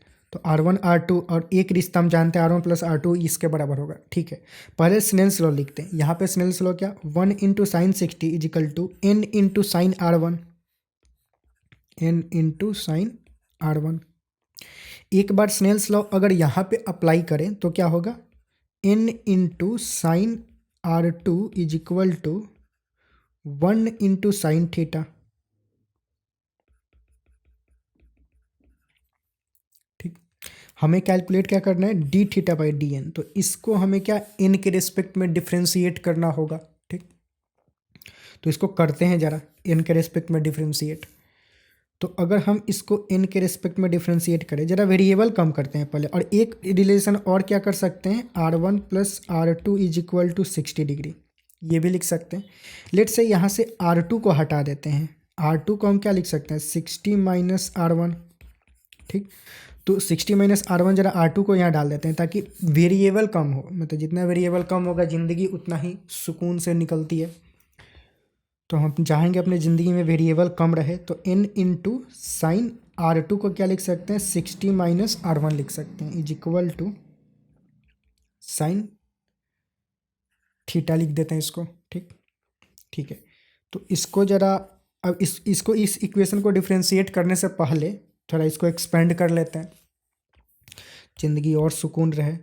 तो n sine a minus b क्या हो जाएगा, साइन ए √3/2, साइन 60 कितना √3/2 into sine a cos b minus cos a sine b that is equal to sine theta. ठीक है, तो अब हम क्या करते हैं, डिफ्रेंशिएट अब करते हैं, ठीक, क्योंकि d theta by d n हमें लाना है, तो थीटा यहाँ पे है तो इसको एन के रिस्पेक्ट में डिफ्रेंशिएट मार देते हैं, उससे मिल जाएगा। तो अब इसको डिफ्रेंशिएट करें तो यहाँ पे देखें तो ये एक पूरा का पूरा मसाला हो गया, यहाँ पे एक एन है, तो यहाँ पे पहले प्रोडक्ट रूल अप्लाई करना होगा डिफ्रेंशिएट करने के पहले। तो लेट्स से अगर हम इसका डिफ्रेंशिएशन करें तो ये एज इट इज मल्टीप्लाई होगा, तो एन का differentiation with respect to n क्या हो जाएगा, 1 हो जाएगा। तो सिंपल ये लिखते हैं √3/2 cos r1 minus 1/2 sine r1 this plus अब क्या n इंटू इसका डिफ्रेंशिएशन, तो n को n ही रहने देते हैं, इंटू इसका अगर डिफ्रेंशिएट करें इसको तो क्या बनेगा, तो डिफ्रेंशिएट करें तो √3/2 cos r1 क्या बन जाएगा, minus sign r1 into dr1/dn, ठीक, उसको भी differentiate chain rule, minus 1/2 sine r1 का डिफ्रेंशिएशन क्या हो जाएगा, cos r1 into dr1/dn into is equal to sorry sine theta का डिफ्रेंशिएशन क्या हो जाएगा, cos theta into d theta by d n. ठीक, हमें इसकी वैल्यू फाइंड आउट करना है, ठीक, तो उसके लिए क्या, पहले तो dr1/dn एक यहाँ पे आ रहा है, तो उसकी वैल्यू पहले फाइंड आउट करना होगा। उसकी कहाँ से कर सकते हैं, वो यहाँ से कर सकते हैं, अगर ध्यान से देखा जाए तो। अगर इस वाली इक्वेशन को डिफ्रेंशिएट हम करें, यहाँ पे हमें 2 इक्वेशन मिला था, 1 और इसको 2 बोल देते हैं, तो हमने इसी वाले इक्वेशन को थोड़ा मॉडिफाई किया, मेकअप करके उसका थोबड़ा बदला, फिर डिफ्रेंशिएट किया। ठीक, तो हमने 2 को डिफ्रेंशिएट किया, 1 को नहीं किया। 1 को डिफ्रेंशिएट करेंगे तो और कुछ मसाला मिलेगा जो हमें ज़रूरत है, यहाँ पे dr1/dn। तो ज़रा 1 को डिफ्रेंशिएट करते हैं, ठीक, तो लिख देते हैं differentiating 1 with respect to n। तो अगर इसको डिफ्रेंशिएट करें तो क्या, ये तो कांस्टेंट है तो उसका डिफ्रेंशिएशन 0 हो जाएगा। ठीक, इसको डिफ्रेंशिएट करेंगे तो प्रोडक्ट रूल पहले लगाएंगे, n का डिफ्रेंशिएशन 1 बन जाएगा इंटू साइन r1, तो इधर तो 0 बन गया और इधर साइन r1, ठीक, प्लस एक बार और डिफ्रेंशिएट करें तो अब क्या, इन को एज इट इज इसको डिफ्रेंशिएट करेंगे तो इसका क्या, cos r1 into dr1/n into cos r1 into dr1/dn। ठीक, तो यहाँ से dr1/dn की वैल्यू मिल जाएगी कितना, minus sign r1/n cos r1, यानी कि -1/n tan r1, ये मिल गया। ठीक है, अब dr1/dn की वैल्यू हमें पता चल गया, उसकी वैल्यू यहाँ पर डाल देंगे तो हमें dθ/dn में एक एक्सप्रेशन मिल जाएगा। थोड़ा सा लेंदी हो गया, लगता है मुझे इसको एक्सपेंड नहीं करना चाहिए था। अगर इसको एक्सपेंड ना करते तो शायद थोड़ी ज़िंदगी आसान चलती। हमेशा खोल देना चीज़ों को सही नहीं होता है। इसको आप ऐसे भी चेक कर सकते हो, एक बार बिना खोले इसको डिफ्रेंशिएट आप करो, शायद ज़िंदगी थोड़ी आसान हो। थोड़ा सा कॉम्प्लिकेटेड जा रहा है, कोई बात नहीं। तो अब हम क्या करते हैं, बेसिकली मान लेते हैं, थोड़ा सा अगर अपना बुद्धि लगाते हैं बहुत की, मान लेते हैं कि इसकी वैल्यू हम यहाँ पे डाल देंगे तो क्या बनेगा, तो कुछ बन जाएगा। अब वहाँ पे उसके बाद क्या करना होगा, सबकी वैल्यू डालनी होगी। तो उसके लिए क्या, एक यहाँ पे रिलेशन दे रखा है कि for n is equal to √3 the value of theta is 60 degree. तो अब अगर n की वैल्यू √3 होगा तो उस समय r1 की वैल्यू क्या होगी, अगर वो फाइंड आउट करें तो यहाँ पे n की वैल्यू अगर √3 हो जाए, ये √3 हो गया, साइन 60 की वैल्यू क्या होता है, √3/2, तो 3√3 कैंसिल, तो साइन r1 क्या होगा, 1/2, तो वहाँ से r1 की वैल्यू क्या होगी, 1/2, यानी कि r1 की वैल्यू 30 डिग्री होगी। साइन 30 इजकल टू 1/2 होता है। यानी कि ये जो रिश्ता दे रखा है इस मोमेंट पे, कब, जब n की वैल्यू √3 है तो r1 की वैल्यू क्या होगी, 30 डिग्री। ठीक, तो यही है। और थीटा की वैल्यू क्या होगी 60 डिग्री, वो दे रखा है यहाँ पे। थीटा की वैल्यू कितना 60 डिग्री, वो नहीं रखा है तो कैलकुलेट करेंगे नहीं, कैलकुलेट करने से भी वही आएगा शायद। ठीक, तो अब यहाँ पे हमें ये मिल गया सब कुछ, तो अब हम ये वैल्यू पुट करना शुरू करते हैं, तब जाके उस मोमेंट पे d theta by d n की वैल्यू में मिल जाएगी। तो जब एन की वैल्यू √3, तो एन की वैल्यू √3 रखे तो 10R1, R1 की वैल्यू कितना 30 डिग्री है। तो यहाँ पे ज़रा इसका वैल्यू फाइंड आउट कर लेते हैं। तो अब dR1/dn क्या होगा इस मोमेंट पे, -1/n की वैल्यू √3, tan 30 कितना हो जाएगा, tan 30 P/B 1/√3, यानी कि -1/3 होगा वैल्यू dR1/dn का। अब ये डायरेक्ट वैल्यू यहाँ पे रखते हैं। ठीक, और सबका वैल्यू यहाँ पे अब पुट करते चलते हैं। R1 की वैल्यू कितना है 30 डिग्री, तो cos 30 कितना हो जाएगा। अब बेसिकली ये जो मसाला है, इस मसाले को थोड़ा कॉपी करके नीचे लाते हैं और उस मसाले में वैल्यू पुट करना शुरू करते हैं। ठीक, ये मसाला है अपना। अब इस मसाले में वैल्यू पुट करते हैं। ठीक, तो 1√3/2 इंटू कॉस R1 की वैल्यू 30 डिग्री, कॉस 30 कितना √3/2 -1/2 साइन 30 की वैल्यू 1/2 प्लस एन की वैल्यू n की वैल्यू √3, तो √3 इंटू -√3/2 साइन 30 1/2 इंटू dR1/dn, उसकी वैल्यू -1/3 -1/2 कॉस R1 की वैल्यू, कॉस R1 √3, सॉरी ये मेरे थोबड़े से हो सकता है कि दिखाई ना दे रहा हो, उसके लिए थोड़ा जुगाड़ करते हैं, इसको थोड़ा ऊपर करते हैं। ठीक, ये नेक्स्ट क्वेश्चन है, इस पर अभी ध्यान नहीं देंगे। ये 1/2 आया यहाँ पे। अब कॉस 30 की value, cos 30 √3/2 into dR1 -1/3 is equal to cos 30 √3/2 into dθ/dn, ये मिल जाएगा। अब ऐसे करते समय हम कैलकुलेशन का बहुत ध्यान देंगे, क्योंकि सबसे ज़्यादा जो मिस्टेक होता है, ये चीज़ें तो इजी है पुट करना, पर कैलकुलेशन वाइज कहीं पे हम थोड़ा फास्ट करते टाइम कुछ गलती कर देते हैं। एग्जाम में जो सबसे ज़्यादा एरर होता है वो यही होता है ऐसे क्वेश्चंस में। क्वेश्चन मेहनत करके इतना सॉल्व किए, अब ये वैल्यू डालते समय कहीं पे एरर कर देंगे। मैं भी बहुत बार करता हूँ, तो ज़रा चेक करते हैं अभी जो किया है वो सही है या नहीं। तो 3/4 -1/4 2/4 बन जाएगा, 2/4 यानी कि 1/2 बन जाएगा ये। ठीक, प्लस मतलब ये पूरा का पूरा मसाला, ये √3 इंटू यहाँ पे क्या बनेगा। अब इसको देखा जाए तो 2 2 जा 4 3 जा 12 और माइनस माइनस प्लस बन जाएगा, तो √3/12।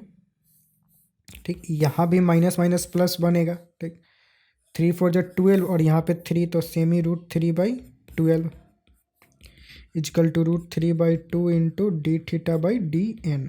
ये क्या बना 1/2 इंटू 1/2 प्लस 2√3/12, इसको मल्टीप्लाई करेंगे तो 2 इंटू √3 3 बन जाएगा बाई 12, यानी कि 1/2, तो 1/2 ये 1 बन जाएगा बेसिकली इजकल टू, मतलब ये 1/2 और ये ओवरऑल 6/12 यानी कि 1/2 ही बना। दोनों को ऐड करके लेट से 1/1 लिख दिए, तब ये लिख रहे हैं √3/2 इंटू dθ/dn।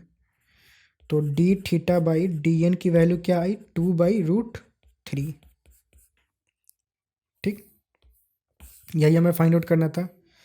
कुछ हो रहा है, अच्छा dθ/dn की वैल्यू m है, तो m की वैल्यू क्या होगी। अब कुछ एरर फिर लग रहा है, मतलब m एक इंटीजर एक्सपेक्ट कर रहे थे, पर यहाँ पे क्या आ रहा है, कुछ मसाला आ रहा है, तो भाई कुछ गड़बड़ हो चुका है लग रहा है।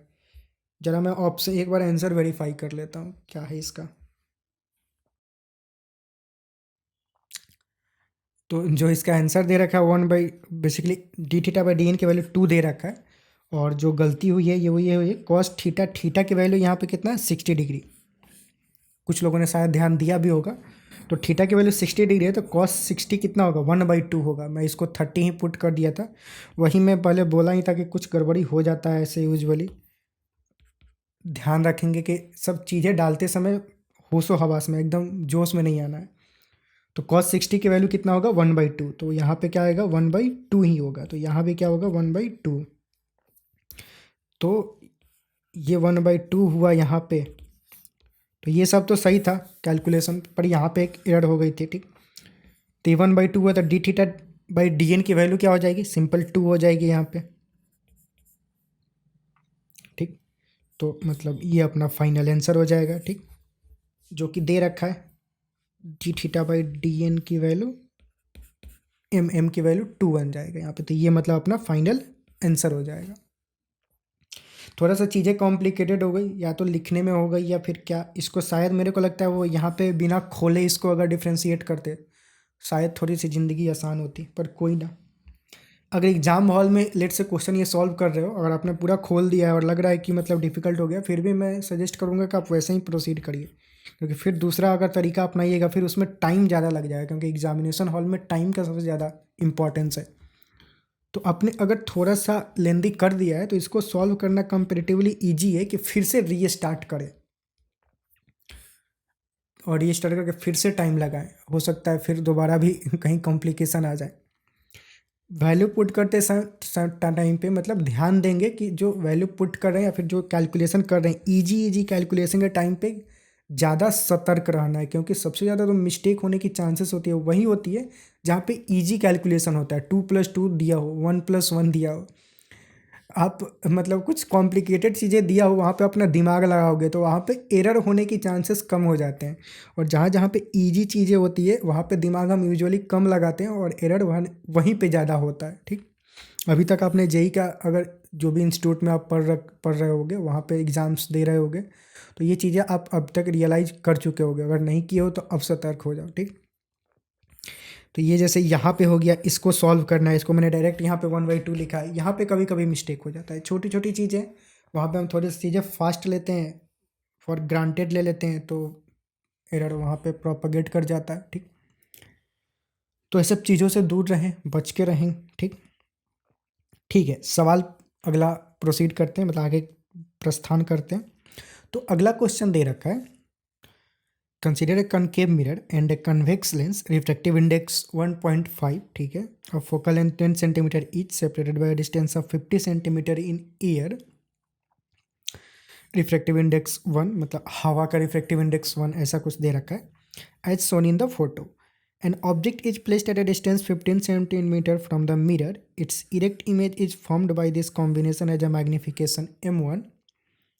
When the setup is kept in a medium of refractive index 7/6, the magnification becomes m2. The magnitude m2 by m1 will be क्या होगा। सवाल क्या दे रखा है, एक मिरर और एक लेंस ऐसे रखे गए हैं, उन दोनों के बीच का डिस्टेंस दे रखा है। अब दे रखा है कि हवा में मतलब लेट्स से ये सेटअप एयर में है और उस मोमेंट पर हम एक ऑब्जेक्ट रख रहे हैं कितना 15 सेंटीमीटर के डिस्टेंस पे। तो इस कॉम्बिनेशन से जो इमेज बन रहा है, मतलब इन दोनों को मिला के जो इमेज बन रहा है उसका मैग्नीफिकेशन m1 है। अब बोल रहा है दूसरी बार कि इस पूरे सेटअप को हम किसी मीडियम में रख दिए और उस मीडियम का रिफ्रैक्टिव इंडेक्स 7/6 है, तो जो मैग्नीफिकेशन बन रहा है फाइनली वो m2 है। तो m2/m1 का रेशियो कैलकुलेट करना है, ठीक। तो पहले लेट से m1 कैलकुलेट करते हैं, फिर m2 करेंगे और फिर रेशियो कैलकुलेट करेंगे।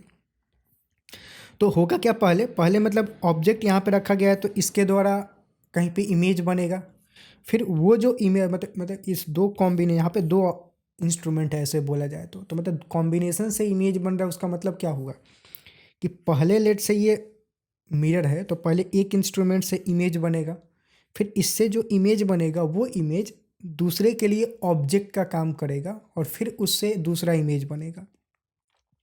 तो फिर वो जो इमेज बना उसका मैग्नीफिकेशन दे रखा है कि मतलब m1 है, ठीक।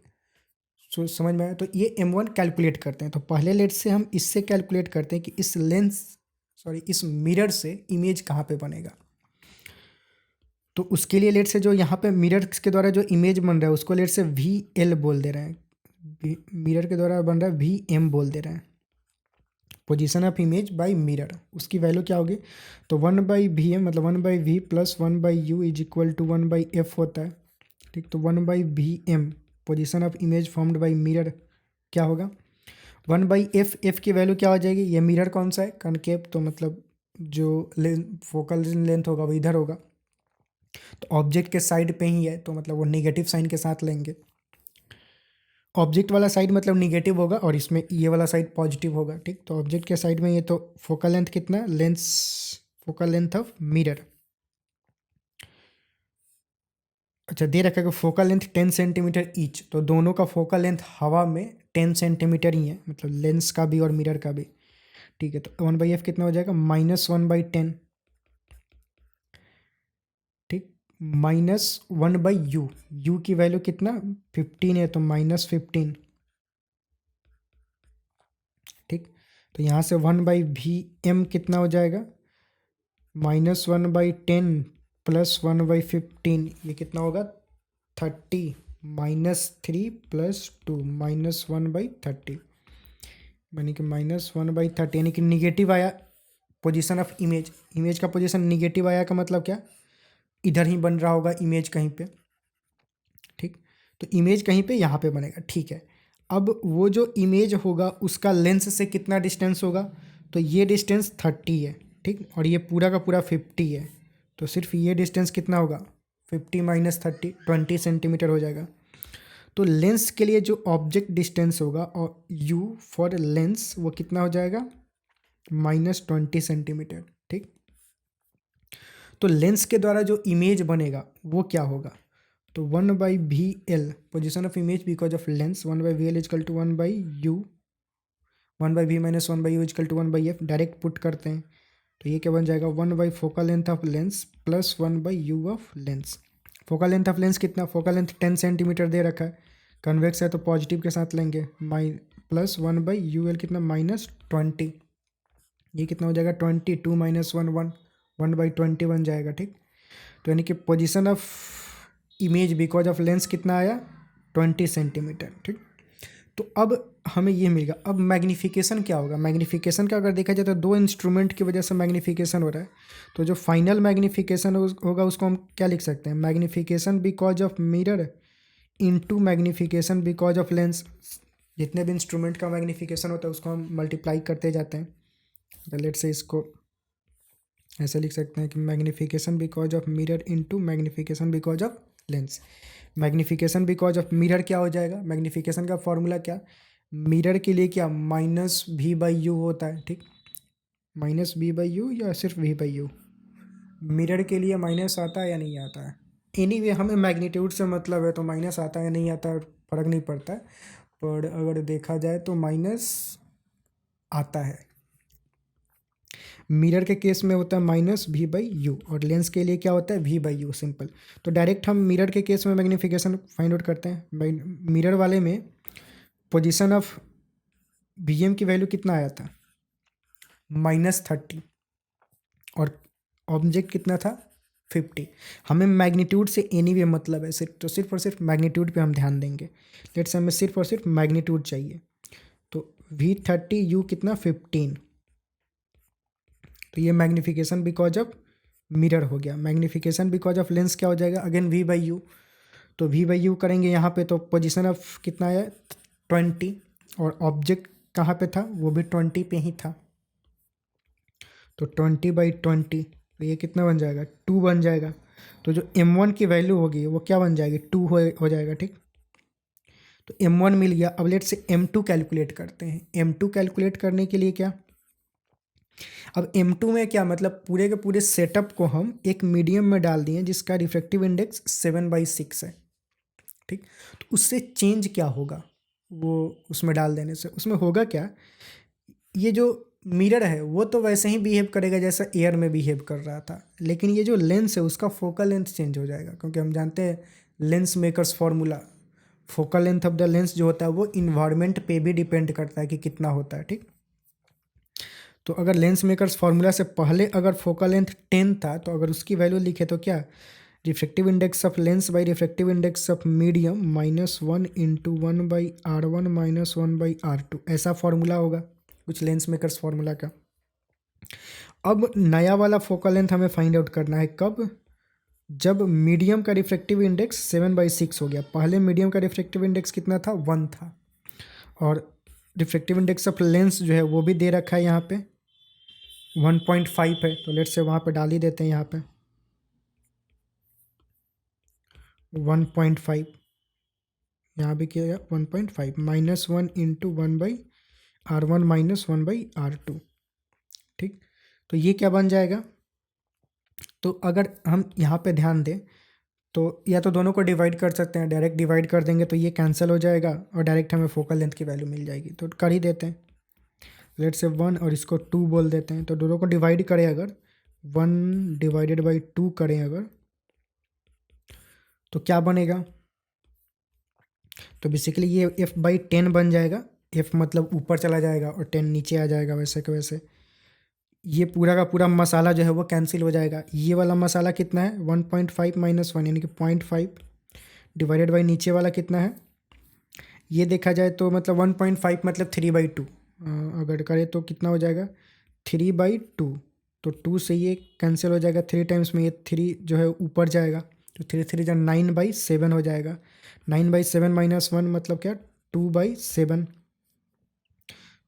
बस यही बनेगा और ये वाला मसाला तो है वो कैंसिल हो चुका है। तो फोकल लेंथ क्या बना? 1/2 इंटू 2 इंटू 7, तो मतलब बेसिकली 7/4। तो एफ की वैल्यू क्या बनी? 7/4 इंटू 10, 7/4 इंटू 10। तो ये 5 टाइम्स में 35/2 बन जाएगा ये।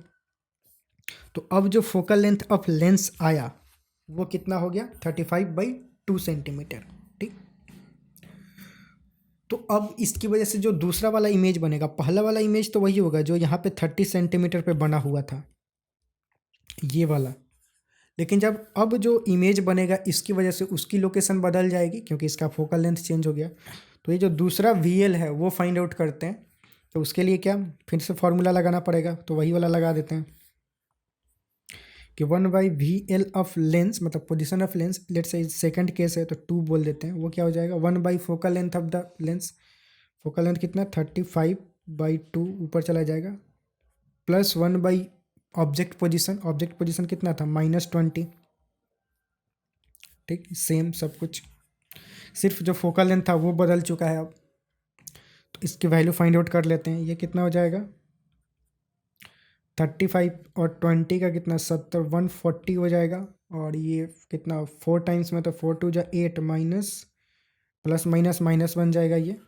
ठीक, और ये कितना भी टाइम्स में? 7 टाइम्स में। तो position of lens in second case कितना हो जाएगा? 140 सेंटीमीटर आया। ठीक, तो अब मैग्नीफिकेशन अगर फाइंड आउट करें M2, तो magnification because of mirror into magnification because of lens same तरीका अप्लाई होगा। तो मैग्नीफिकेशन बिकॉज ऑफ मिरर तो वही रहेगा पहले वाला ही, 30/15। हमें सिर्फ मैग्नीट्यूड से मतलब है, तो 30/15। पर मैग्नीफिकेशन बिकॉज ऑफ लेंस अब क्या बन जाएगा? V/U। V की वैल्यू कितना? 140। और ऑब्जेक्ट डिस्टेंस कितना होगा? ऑब्जेक्ट डिस्टेंस वही रहेगा पहले वाला ही, 20 जो था। ठीक, तो 20। तो अगर इसको कैलकुलेट करें तो ये 7 हो जाएगा और ये कितना? 2। तो 2 इंटू 7 14 हो गया। ठीक, तो ये M2 की वैल्यू हो गई। हमें कैलकुलेट क्या करना है? Ratio M2/M1। M1 की वैल्यू कितना? 2। तो M2/M1 क्या हो जाएगा? समझ में आ रहा है? M2/M1, M2 की वैल्यू 14 और M2 की वैल्यू 14 और M1 2 है। रेशियो क्या हो जाएगा? 7। ठीक, तो ये अपना मतलब फाइनल आंसर हो जाएगा। ठीक, यही हमें कैलकुलेट करना था। तो M2/M1 की वैल्यू 7, ये फाइनल आंसर हो जाएगा। ठीक, तो सवाल ये कंप्लीट हुआ। सवाल थोड़ा सा लेंदी हो जाता है जेईई एडवांस का, तो थोड़ा सा अपने को स्पीड अप रखना है। जो फालतू का कैलकुलेशन है वो ना करें, जो काम की कैलकुलेशन है वही करें। ठीक, जैसे यहाँ पे अब दूसरी बार कैलकुलेट करने के लिए हम सब कुछ फिर से कैलकुलेट नहीं करेंगे, सब कुछ फिर से नहीं करेंगे, थोड़ा सा स्पीड अप आना चाहिए। ठीक, जेईई एडवांस के प्रॉब्लम सॉल्व कर रहे हैं तो थोड़ा सा डायरेक्ट तो मतलब होना चाहिए। इससे भी आप फास्ट करो, मैं ये रिकमेंड करूँगा। अभी समझाने के लिए मैं थोड़ा ज़्यादा एलोबरेट कर देता हूँ, पर एग्जामिनेशन हॉल में आप इतना डिटेलिंग में क्वेश्चन सॉल्व नहीं करोगे। काफ़ी फास्ट करना है, मतलब इतना इस टाइम ले, ये सब रफ वर्क में काफ़ी तेज़ी से करना है। ठीक, और चीज़ें याद रखनी है। मतलब एक क्वेश्चन सॉल्व करते समय उस क्वेश्चन का जो पिछला वाला पैरामीटर्स था, जो जो वैल्यू आ रखा था वो सब याद रखना। ये नहीं कि आगे सॉल्व कर रहे हैं तो उसी क्वेश्चन के जो पहले वाले जो वैल्यूज आए हैं वो भूलते जाएँ, फिर टाइम लग जाएगा। थोड़ा एक्टिव तरीके से रह के पहले क्या क्या वैल्यू आए हुए हैं, जब तक वो क्वेश्चन कंप्लीट नहीं हो जाता तब तक उस क्वेश्चन के सारे पैरामीटर्स आपके दिमाग में चलने चाहिए। एक बार क्वेश्चन सॉल्व हो गया फिर सब कुछ भूल जाओ, फिर अगले क्वेश्चन पर जब प्रोसीड कर रहे हो फिर उसके बारे में करो। ठीक, जैसे कि जब हम इसको कर रहे थे तो मतलब ये u की वैल्यू क्या होगी, या फिर खोजने नहीं जाएंगे कि कितना था, जब हमने कैलकुलेट किया था फर्स्ट टाइम पे, तो जो ये डिस्टेंस आया था, मतलब position of image because of mirror जो आया था वो 30 आया था। तो ये ध्यान में रखेंगे कि वो 30 आया हुआ था, अगली बार ये 20 हो गया, ये डायरेक्ट करते जाएंगे ये सब। ठीक ठीक है, तो मतलब ये सवाल बेसिकली कंप्लीट हुआ। अगले, सॉरी ये 2 नहीं 7 होगा यहाँ पे। ये मिस्टेक, ऐसे ऐसी चीज़ें ना करें, होता है एग्जामिनेशन हॉल में भी, आप करके आ जाते हो। 7 बोल रहे हो, 7 लिख रहे हो, मतलब आंसर कैलकुलेट किए 7, लिखते टाइम 7 बोल रहे हो मुंह से, लेकिन 2 लिख दिए। मार्किंग टाइम पे भी 7 सोच रहे हो और 2 पे मार्क कर रहे हो। ऐसे गलती हो जाता है, होता रहता है। ठीक, तो आप ध्यान रखें ठीक चीज़ों का। यहाँ पे जो मिस्टेक मैं कर रहा हूँ उससे थोड़ा सीख लो। गाली वाली बाद में दे देना, पर थोड़ा सीख लो कि ऐसे ऐसे मिस्टेक्स भी होते हैं। या तो आपने खुद भी कर रखे होगे या फिर नहीं कर रखे हो, तो देख लो तो हो रहा है। ठीक, जब लाइव क्वेश्चन सॉल्व करते हो उस समय मिस्टेक्स के चांसेस हैं, तो वो अवॉइड करना, वो बहुत दर्द देता है। क्योंकि आपने इतना सब क्वेश्चन सॉल्व किया, सब कुछ मतलब कैलकुलेट किया, और फिर एंड में जा कर के कैलकुलेशन आंसर ला के भी बबलिंग अगर गलती कर रहे हो या फाइनली गलत मार्क कर दे रहे हो, वो बहुत अंदर से कुरेदता है। ठीक, मतलब वो चीज़ें, एक तो एक क्वेश्चन सॉल्व ही नहीं हो रहा था, तो फिर नहीं सॉल्व हुआ, फिर ठीक है कोई बात नहीं। तो क्वेश्चन सॉल्व हो रहा था, मैंने पढ़ाई भी की थी, सॉल्व भी किया, टाइम भी स्पेंड किया, आंसर भी लाया, बबलिंग गलत कर दिया, वो बहुत दर्द देता है। ठीक ठीक है, अगले सवाल की तरफ प्रस्थान करते हैं। अगला सवाल दे रखा है, an optical component and an object is placed along its optical axis are given in column 1।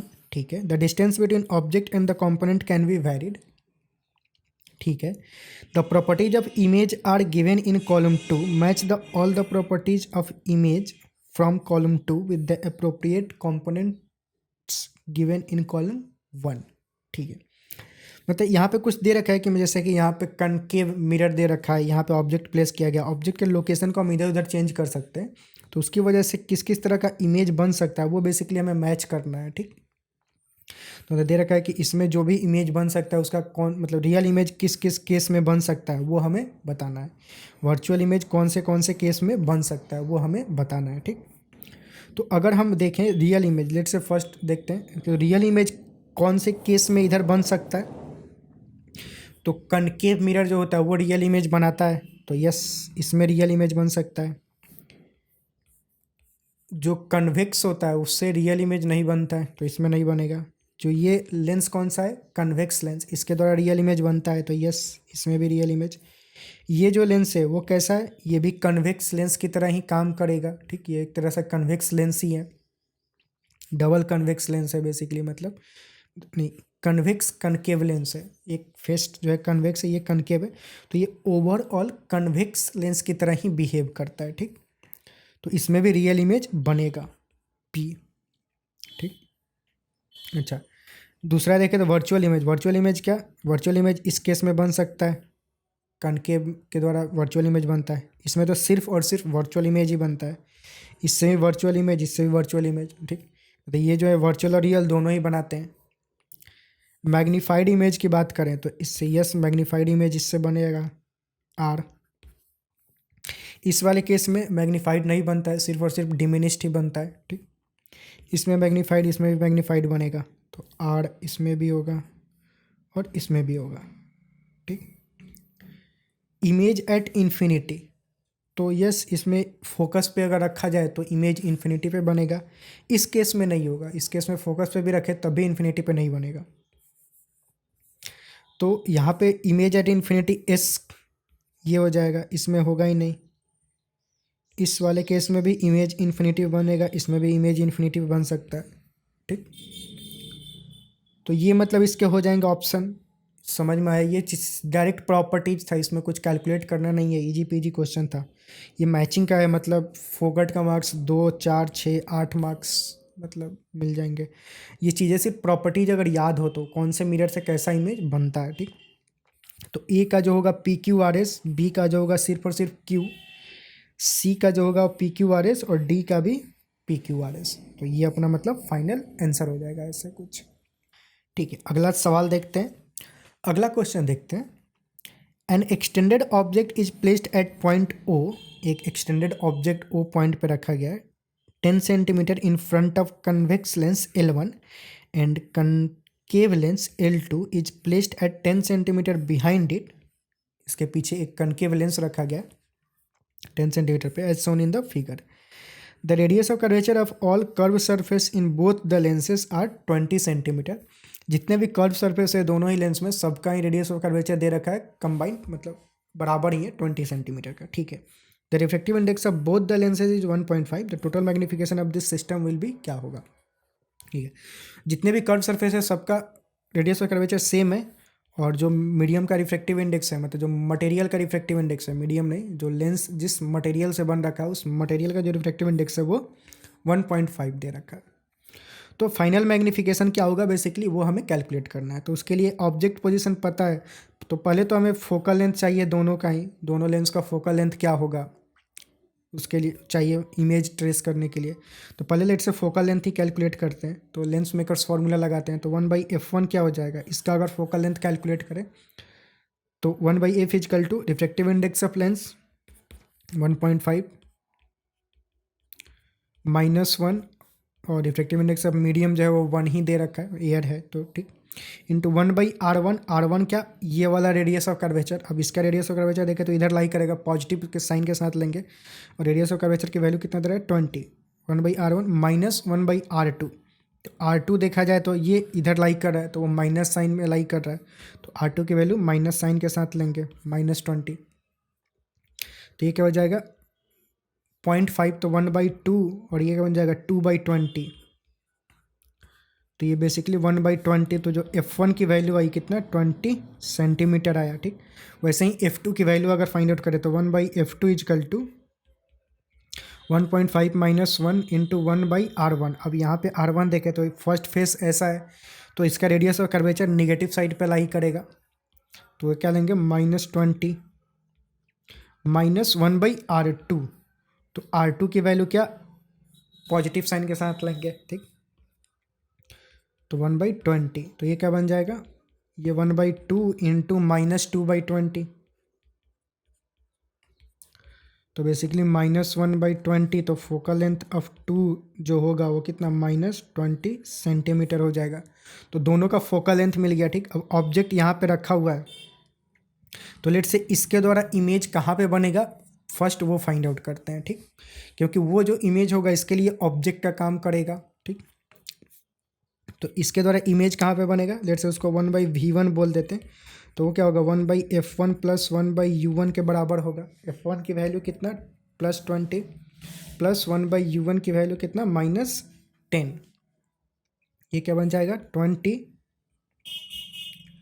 और ये 1 -2, तो -1/20. मतलब जो v1 आया वो कितना -20 सेंटीमीटर. माइनस साइन क्या रिप्रेजेंट कर रहा है कि वो इस साइड बनेगा. ठीक.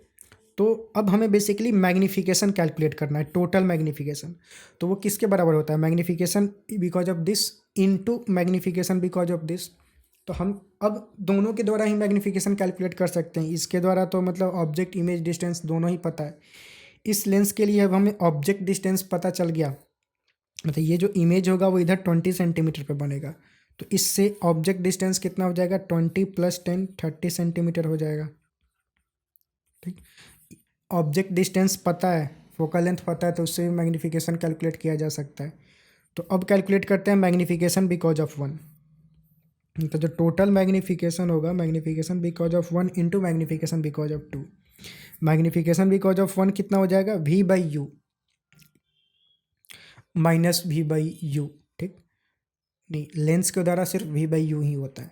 तो लेंस के द्वारा v/u अगर इसके द्वारा करें तो v कितना -20 और u कितना है -10. तो -20/-10. ठीक. और इसके द्वारा अगर मैग्नीफिकेशन कैलकुलेट करें तो वो कैलकुलेट करते हैं हम कौन से फॉर्मूला से, m1 इंटू m2 होगा, सॉरी ये. तो वो कैलकुलेट करते हैं, f और u पता है तो f/f प्लस u फॉर्मूला होता है. ठीक. हम 2 के लिए कैलकुलेट कर रहे हैं तो लेट से 2 यहाँ पे लिख देते हैं. ठीक.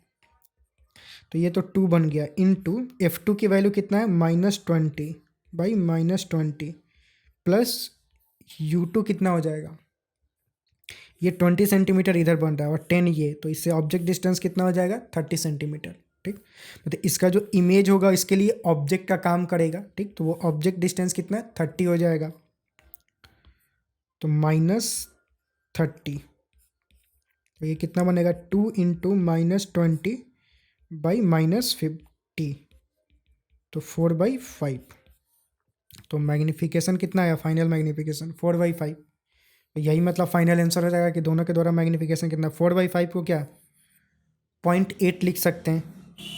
ठीक, तो जो बी ऑप्शन होगा वो करेक्ट हो जाएगा। ठीक, 4/5 इजकल टू 0.8। तो ठीक है, तो ये अपना मतलब फाइनल आंसर हो गया। ठीक, सवाल में आगे बढ़ते हैं, अगला सवाल देखते हैं। अगला क्वेश्चन क्या बोल रहा है, a parallel beam of light is incident from air at an angle alpha to the side PQ। ठीक है, of a right angle triangular prism of refractive index this, light undergo total internal reflection in the prism at the face PR। इस face पे जब light fall किया तो वहाँ पे total internal reflection हो रहा है। ठीक है, when alpha is a minimum value of 45 degree then the angle theta of the prism will be क्या होगा। ठीक है, तो मतलब जब अल्फा की वैल्यू 45 डिग्री, कम से कम मतलब 45 डिग्री हो रहा है, तब टोटल इंटरनल रिफ्लेक्शन होना स्टार्ट होगा, क्योंकि वो मिनिमम दे रखा है। तो जब अल्फा की वैल्यू 45 डिग्री होगी तो वहाँ पे क्या होगा, मतलब यहाँ पे जब लाइट फॉल करेगा तो वो रिफ्लेक्ट होना चाहिए, मतलब इधर निकलना चाहिए, पर इधर निकल ना के वो क्या होगा, ऐसे जाके एलोंग दे जाएगा, जस्ट इंटरनल रिफ्लेक्शन होना स्टार्ट होगा उस मोमेंट पे। ठीक, तभी जब मिनिमम वैल्यू 45 दे रखा है, अब उससे भी अगर कम हुआ तब टोटल इंटरनल रिफ्लेक्शन हो जाएगा। ठीक, तो अल्फा की वैल्यू 45 पे वो जस्ट मतलब स्टार्ट होना शुरू करेगा, मतलब तो जस्ट मतलब वो क्रिटिकल केस होगा। तो फोटो अगर इसका बनाए तो फोटो कुछ ऐसा बनेगा कि यहाँ से कुछ ऐसे फॉल किया और उसके बाद ऐसे निकल गया।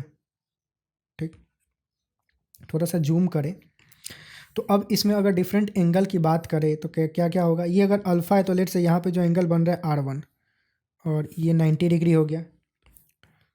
तो यहाँ पे अगर इसका रिफ्रेक्टिव इंडेक्स मतलब √2 है और यहाँ पे मैं एक नॉर्मल डालूँ तो ये एंगल लेट से R2 बोलते हैं, तो वो R2 के कितना होगा वो हम कैलकुलेट कर सकते हैं।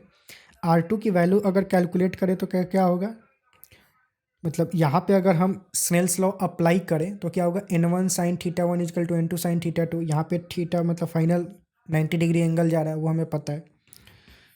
ठीक, क्या हो जाएगा N2 मतलब √2 into sine R2 is equal to refractive index into angle is equal to, sorry एक मिनट कैमरा फोटो ऑन करते हैं।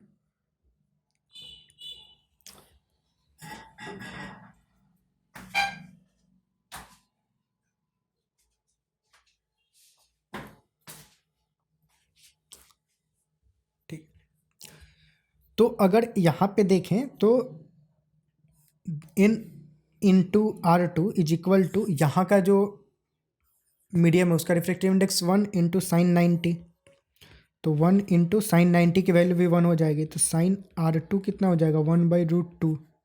तो यहाँ से R2 की वैल्यू कितना हो जाएगा 45 डिग्री। ठीक, तो ये R2 मतलब ये वाला एंगल अब हमें पता चल गया कितना 45 डिग्री। यहाँ पे भी दे रखा है कि ये एंगल कितना 45 डिग्री अगर रहे तो मतलब ये केस हो रहा है, ये केस किस अल्फ़ा के लिए 45 डिग्री के लिए। तो हम R1 भी कैलकुलेट कर सकते हैं। R1 कैलकुलेट करने के लिए क्या, यहाँ पे स्नेल्स लॉ अप्लाई कर देते हैं। तो उसके लिए क्या, रिफ्रेक्टिव इंडेक्स एयर का 1 into sine 45 sine alpha sine 45 1/√2 is equal to refractive index of ये वाला lens √2 into sine R1 √2 into sine R1।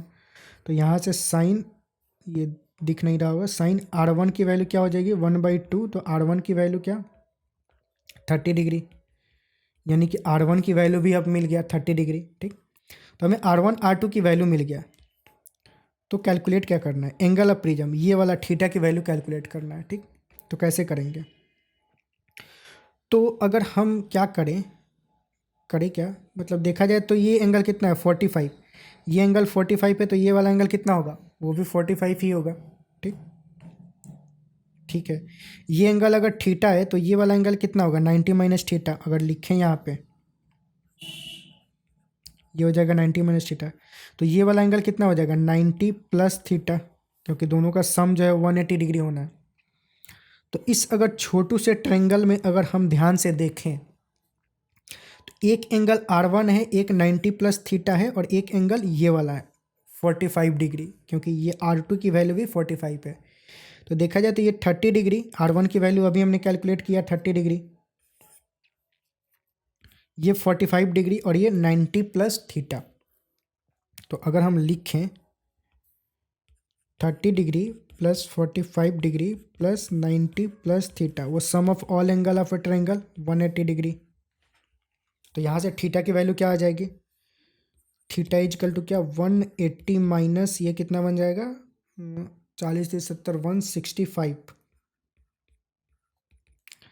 तो ये कितना बन जाएगा 15 डिग्री। तो यानी कि थीटा की वैल्यू कितना हो जाएगा 15 डिग्री। वही हमें कैलकुलेट करना है कि एंगल ऑफ प्रिज्म जो है वो क्या होगा, तो वो 15 डिग्री, यानी कि ए ऑप्शन जो है वो करेक्ट हो जाएगा। ठीक, ये थोड़ा जूम करके मैं बनाया, सॉरी, फोटो को क्लियरिटी के लिए।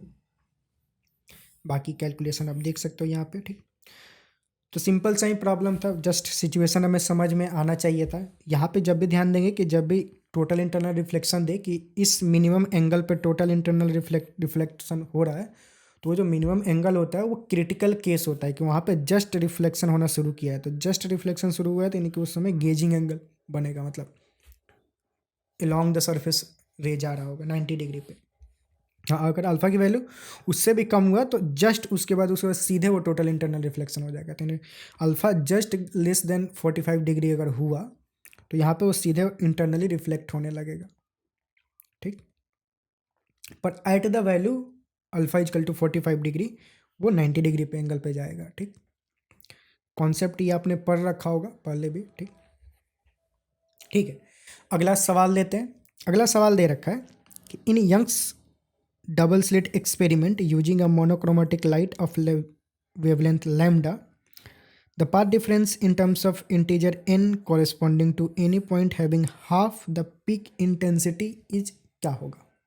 ठीक है, मतलब यंग्स डबल स्लिट एक्सपेरिमेंट की बात हो रही है और ये दे रखा है कि हमें पाथ डिफरेंस कैलकुलेट करना है इन टर्म्स ऑफ इंटीजर जब इंटेंसिटी जो है half of the peak intensity हो। तो ये फॉर्मूला क्या होता है, I is equal to I naught cos square theta by two, जहाँ पे थीटा क्या, फेज डिफरेंस।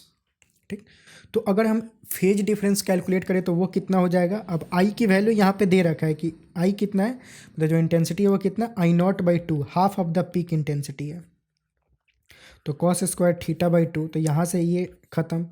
तो कॉस थीटा बाई टू की वैल्यू यहाँ से क्या है, 1/√2। तो कॉस थीटा बाई टू 1/√2 है, तो थीटा बाई टू कितना हो जाएगा, थीटा बाई टू को क्या लिख सकते हैं, 2n + 1 π/4 लिख सकते हैं। ठीक, π/4, 2n - 1 π/4 भी लिख सकते हैं, मतलब 2 में मतलब 1/√2 है, तो थीटा इजकल टू मतलब π/4 पे होगा। अब ये कॉस है तो यहाँ भी फिर एक बार राउंड मार के आ जाओ, फिर एक बार राउंड मार के आ जाओ, 2 बार 3 बार 4 बार, तो जितना बार राउंड मार सकते हो मार लो। तो वही 2n π उसमें एक्स्ट्रा ऐड कर देंगे। ठीक, तो ये बेसिकली 2n + 1 π/4 पे, हर 2n π/4 पे यहाँ पे आएगा। तो थीटा की वैल्यू क्या हो जाएगी, थीटा की वैल्यू 2n + 1 π/2। ये आपने ट्रिग्नोमेट्री में, मैथ्स में काफ़ी डिटेलिंग में पढ़ रखा होगा। ठीक, तो थीटा की वैल्यू ये हो जाएगी, मतलब फेज डिफरेंस जो है वो ये होने लगा। ठीक, ठीक है, तो इसको ऐसा भी बोलते हैं डायरेक्ट, हर ऑड मल्टीपल्स ऑफ π/4 पे वो बनेगा। ठीक, ठीक है, तो ये रहा ऐसे। ओके, तो अब क्या, मतलब थीटा की वैल्यू ये, अब फेज डिफरेंस और पाथ डिफरेंस में रिलेशन क्या होता है,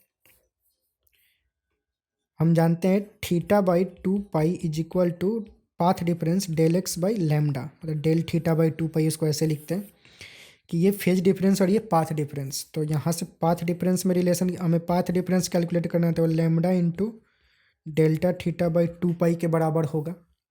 ठीक, लैम्डा की वैल्यू कितना, लैम्डा की वैल्यू कुछ नहीं, और डेल थीटा की वैल्यू कितना, 2n+1 पाई बाई 2 इंटू 1/2 पाई। ठीक, तो ये क्या बनेगा, यहाँ से पाई पाई कैंसिल होगा, ये पाई/4 हो जाएगा।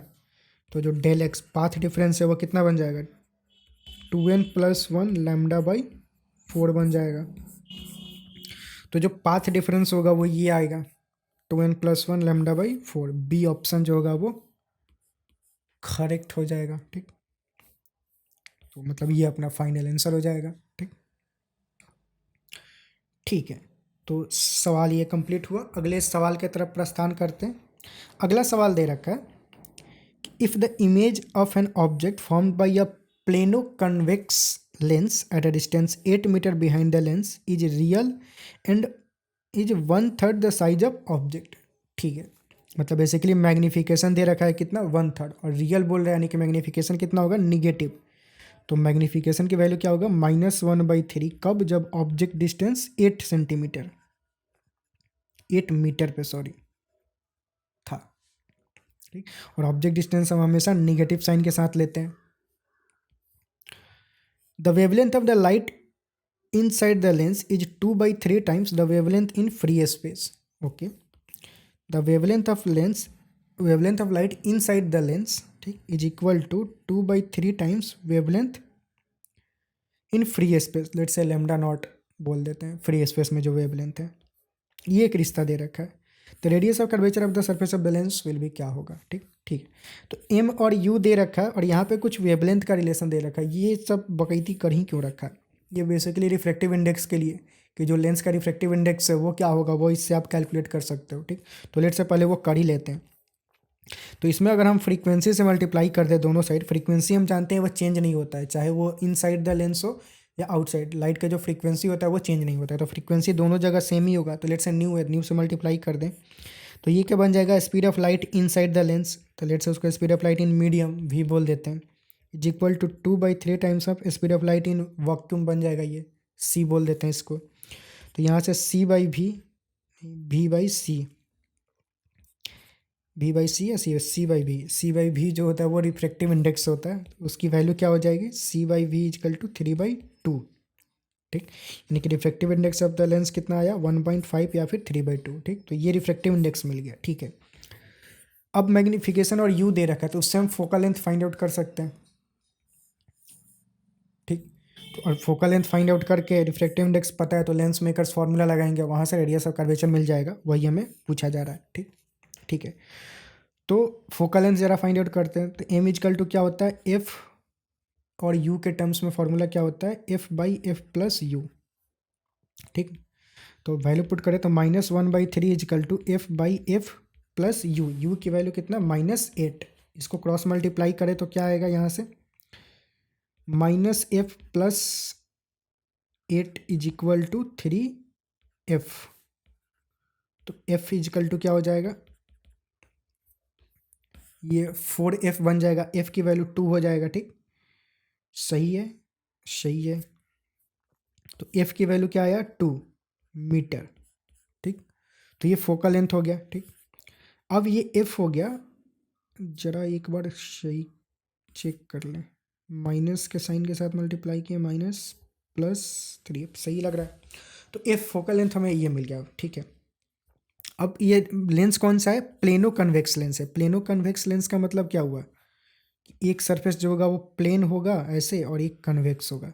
तो इसका अगर हम फोकल लेंथ कैलकुलेट करने जाएं लेंस मेकर्स फार्मूला से, तो वो क्या होगा, refractive index of the lens -1 into divided by, मतलब रिफ्रैक्टिव इंडेक्स ऑफ मीडियम वो 1 ही है यहाँ पे, 1/R1 - 1/R2। तो R1 कितना हो जाएगा, इन्फिनिटी। प्लेन मिरर का मतलब प्लेन सरफेस का रेडियस ऑफ कर्वेचर क्या होता है, इन्फिनिटी। तो ये 1/∞ -1/R2, R2 की वैल्यू ये निगेटिव साइन के साथ, तो -R लिख देते हैं लेट से उसको। ठीक, तो क्या बन जाएगा, 1/F की वैल्यू कितना, 2 is equal to 3/2 refractive index -1 into 1/R बन जाएगा। तो 1/2 इजकल टू ये क्या आया, 1/2 इंटू 1/R। तो यहाँ से R की वैल्यू क्या आ जाएगी, 1। तो जो अपना रेडियस ऑफ कर्वेचर आया वो कितना 1 मीटर, यानी कि ए ऑप्शन क्या हो जाएगा, करेक्ट हो जाएगा। ठीक, तो ये मतलब अपना फाइनल आंसर हो गया। ठीक, the image of an object formed by a plano convex lens at a distance 8 metre behind the lens is real and is 1/3 the size of object. ठीक है, the wavelength of the light inside the lens is this times the wavelength in free space, the radius of curvature of the lens is क्या होगा। सवाल क्या दे रखा है कि एक प्लेनो कन्वेक्स लेंस है, उसमें जो इमेज बन रहा है वो 8 मीटर बिहाइंड द लेंस बन रहा है और इमेज रियल है, और ये दे रखा है 1/3 द साइज ऑफ ऑब्जेक्ट, यानी कि ये क्या बेसिकली मैग्निफिकेशन का वैल्यू दे रखा है कि 1/3, और वो रियल इमेज बन रहा है तो मैग्निफिकेशन क्या होगा, माइनस होगा निगेटिव साइन के साथ। इमेज डिस्टेंस दे रखा है कि 8 मीटर बिहाइंड द लेंस, तो वो क्या हो जाएगा 8 मीटर, और बिहाइंड द लेंस है तो पॉजिटिव साइन के साथ आएगा। ठीक, और एक इन्फॉर्मेशन दे रखा है कि wavelength inside the lens is equal to 2/3 times of wavelength in of free space, let's wavelength of free space lambda naught बोल देते हैं। ये एक इन्फॉर्मेशन दे रखा है, ये दे ही क्यों रखा है, बेसिकली ये मतलब refractive index of lens calculate करने के लिए दे रखा है। ठीक, तो मतलब इसमें अगर हम न्यू से लेट से दोनों साइड मल्टीप्लाई कर दें फ्रीक्वेंसी से, फ्रीक्वेंसी जो होता है हम जानते हैं कि वो डिपेंड नहीं करता है कि मीडियम कौन सा मीडियम है, वो मीडियम इंडिपेंडेंट होता है, फ्रीक्वेंसी हर जगह सेम ही होता है। तो जो फ्रीक्वेंसी लेंस में होगा वही फ्रीक्वेंसी बाहर भी होगा, मतलब स्पेस में भी। ठीक, तो ये क्या बन जाएगा, speed of light in medium, let's say v बोल देते हैं, equal to 2/3 times speed of light in vacuum. तो यहाँ से v/c की वैल्यू क्या हो जाएगी, v/c नहीं c/v की वैल्यू 3/2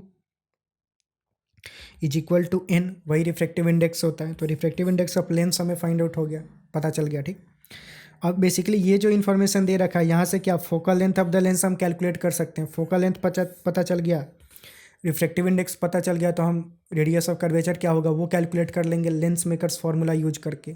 ठीक, यहाँ से फोकल लेंथ के लिए क्या मैग्निफिकेशन का फॉर्मूला क्या होता है, एफ और वी के टर्म्स में f माइनस v/f ये फॉर्मूला बनता है। ठीक, इसका वैल्यू पुट करें तो -1/3 is equal to f minus v की वैल्यू कितना 8/f। तो यहाँ से ये क्या बनेगा -f is equal to 3f minus 24 हो जाएगा। तो 4f इजकल टू प्लस 24, तो f इजकल टू यहाँ से क्या आया 6 मीटर बन जाएगा ये। तो यहाँ से फोकल लेंथ की वैल्यू में बेसिकली मिल गया कि focal length of the lens क्या होगा। ठीक, फोकल लेंथ पता चल गया, रिफ्रैक्टिव इंडेक्स पता चल गया, तो अब क्या लेंस मेकर्स फॉर्मूला लगा देते हैं। लेंस मेकर्स फॉर्मूला क्या 1/f is equal to n-1 into 1/r1 minus 1/r2। अब यहाँ पे ये कौन सा लेंस है, प्लेनो कन्वेक्स लेंस है। तो प्लेनो कन्वेक्स लेंस कुछ इस तरीके का होगा। तो इसका जो R1 है प्लेन सरफेस है, उसका रेडियस ऑफ कर्वेचर कितना होगा इन्फिनिटी, क्योंकि प्लेन सरफेस का रेडियस ऑफ कर्वेचर क्या होता है इन्फिनिटी। ये जो सरफेस है उसका रेडियस ऑफ कर्वेचर क्या हो जाएगा, जो भी होगा वो हमें कैलकुलेट करना है। वो माइनस मतलब निगेटिव साइन, निगेटिव उसका रेडियस ऑफ कर्वेचर जो है वो इस साइड लाइक कर रहा है, तो वो माइनस साइन के साथ लेंगे। ठीक, तो 1/r1, r1 की value infinity, minus 1/r2, late से r2 की वैल्यू हम -r लेते हैं निगेटिव साइन के साथ। ठीक, क्योंकि वो इधर लाई कर रहा है। ठीक, f की वैल्यू हमने कैलकुलेट कर लिया है 6, तो ज़रा वैल्यू पुट कर देते हैं 1/6 is equal to n-1, n की वैल्यू कितना है 3/2, 3/2 माइनस 1 कितना हो जाएगा 1/2, और ये क्या बन जाएगा 1/R। तो यहाँ से कैपिटल R की वैल्यू क्या हो जाएगा 3 मीटर। ठीक, वही हमें कैलकुलेट करना है कि मतलब रेडियस ऑफ कर्वेचर क्या होगा। तो रेडियस ऑफ कर्वेचर क्या हो जाएगा c 3 मीटर। तो ये मतलब अपना फाइनल आंसर हो जाएगा। ठीक, यही हमें कैलकुलेट करना था। तो आई होप कि चीज़ें समझ में आई होगी। ठीक, अगला सवाल लेते हैं। अगला क्वेश्चन बोल रहा है a light beam is travelling from region 1 to region 4, refer figure. ठीक है, ये फोटो दे रखा है, लाइट जो है रीजन 1 से रीजन 4 में जा रहा है। The refractive index in the region 1, 2, 3 and 4 are this and this respectively. सारे ही रीजन का रिफ्रैक्टिव इंडेक्स दे रखा है। The angle of incident Q for which the beam just missed entering in region 4 will be क्या होगा। मतलब situation क्या तरह कि यहाँ पे लाइट जो है वो इंसिडेंट किया थीटा एंगल पे, अब यहाँ पे एक बार रिफ्लेक्शन होगा, फिर इधर पड़ेगा, इस पे रिफ्लेक्शन होगा। क्या वैल्यू रखे कि यहाँ के बाद इसमें रीजन में ना जाए, लेकिन तो मतलब रीजन 4 में वो लाइट एंटर ना करे, जस्ट मिस हो जाए। तो रीजन 4 में अगर लाइट को एंटर नहीं करना है तो क्या होना चाहिए, रीजन 4 पे जस्ट क्रिटिकल एंगल होना चाहिए, मतलब लाइट जो है वो ऐसे चला जाए यहाँ पे 90 डिग्री का एंगल बना के, तभी जाकर के रीजन 4 में वो एंटर नहीं करेगा। ठीक, तो इसका अगर हम फोटो बनाए तो कुछ ऐसे लाइट गया, यहाँ से कुछ ऐसे लाइट गया। अब यहाँ पे क्या हुआ, इस कुछ ऐसा हुआ कि लाइट जो है कुछ इस तरीक़े से निकल गया।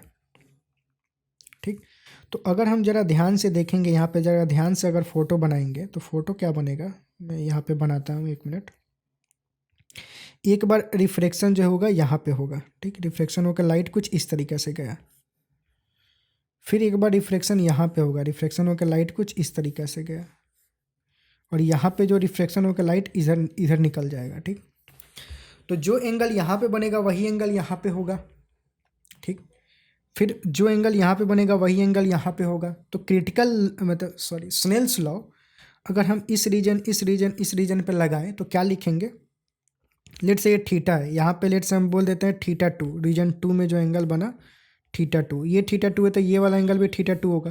मतलब यहाँ पे जो एंगल ऑफ रिफ्रैक्शन होगा वो सेम यहाँ पे एंगल ऑफ इंसिडेंस होगा। तो अगर क्रिटिकल स्नेल्स लॉ हम इस पॉइंट पे लेट से अगर लिखें तो क्या होगा, n1 sine theta 1 is equal to n2 sine theta 2। तो n1 मतलब n नॉट, लेट से यहाँ पे लिखते हैं n not into sine theta 1 theta is equal to n2 की वैल्यू क्या है, n not by 2 into sine theta 2। ठीक, यहाँ पे अगर हम यहाँ पे स्नेल्स लॉ लगाएं तो वो क्या बन जाएगा, refractive index into sine theta 2 is equal to refractive index into sine theta 3। Let say यहाँ पे थीटा 3 बोल देते हैं। तो same refractive index into sine theta 2 is equal to दूसरे वाले का रिफ्रैक्टिव इंडेक्स मतलब n not by 6 into sine theta 3, यहाँ पे थीटा 3 बोल देते हैं, एंगल ऑफ जो भी है रिफ्रैक्शन। तो यहाँ पे एंगल ऑफ इंसिडेंस भी थीटा 3 ही होगा। तो बन जाएगा n not by 6 into sine theta 3। अब फिर से अगर हम यहाँ पे अगर स्नेल्स लॉ लगाएं तो फिर n not by 6 into sine theta 3 is equal to n not by 8 into sine theta. अब यहाँ पे थीटा कितना 90 डिग्री है, तो n not by 6 into sine theta 3 that will be equal to n not by 8 into sine, वहाँ पे अब क्या है 90 डिग्री है। तो ये कुछ रिलेशन बना। ये रिलेशन एक्चुअल में याद ही रखते हैं कि जब ऐसे सिचुएशन दे रखा होगा तो n into sine theta constant होता है, सारे में इक्वेट कर सकते हैं। ठीक, n into sine theta, n into sine theta, n into sine theta. Camera off हुआ, ऐसे ही लास्ट क्वेश्चन है, इसको कर लेते हैं ऐसे। तो ये सब कांस्टेंट होता है। ठीक, तो अब यहाँ से अगर देखें तो क्या बन जाएगा, n into sine theta is equal to, ये डायरेक्ट लिख सकते हैं this is equal to this. तो यहाँ से n not into sine theta is equal to n not by 8 into sine 90 की वैल्यू कितना 1, डायरेक्ट इसको इक्वेट कर सकते हैं। तो यहाँ से हमें डायरेक्ट थीटा की वैल्यू मिल जाएगी, n नॉट कैंसिल, तो sine theta is equal to 1/8। तो यहाँ से n थीटा की वैल्यू क्या हो जाएगी, theta is equal to sine inverse 1/8। ठीक, तो ये मतलब अपना आंसर हो जाएगा। तो थीटा की वैल्यू पूछ रहा है तो वही थीटा की वैल्यू बी हो जाएगा करेक्ट ऑप्शन। ठीक, तो सवाल मतलब ये यहाँ पे कंप्लीट हुआ, यही पूछा जा रहा था। तो ठीक है, आई होप कि चीज़ें समझ में आई होगी इस चैप्टर में, इतना ही। ठीक, करते हैं इसका नेक्स्ट मतलब आगे का जो चैप्टर है, अगला जो चैप्टर है वो क्या मॉडर्न फिजिक्स है बेसिकली। तो अगला जो PYQ सीरीज होगा वो मॉडर्न फिजिक्स का होगा।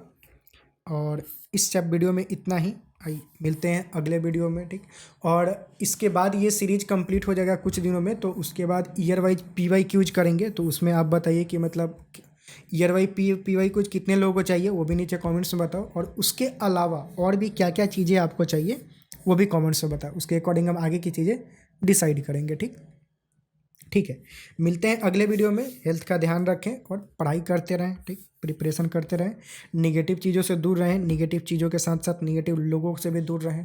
ठीक, ठीक है, मिलते हैं अगले वीडियो में।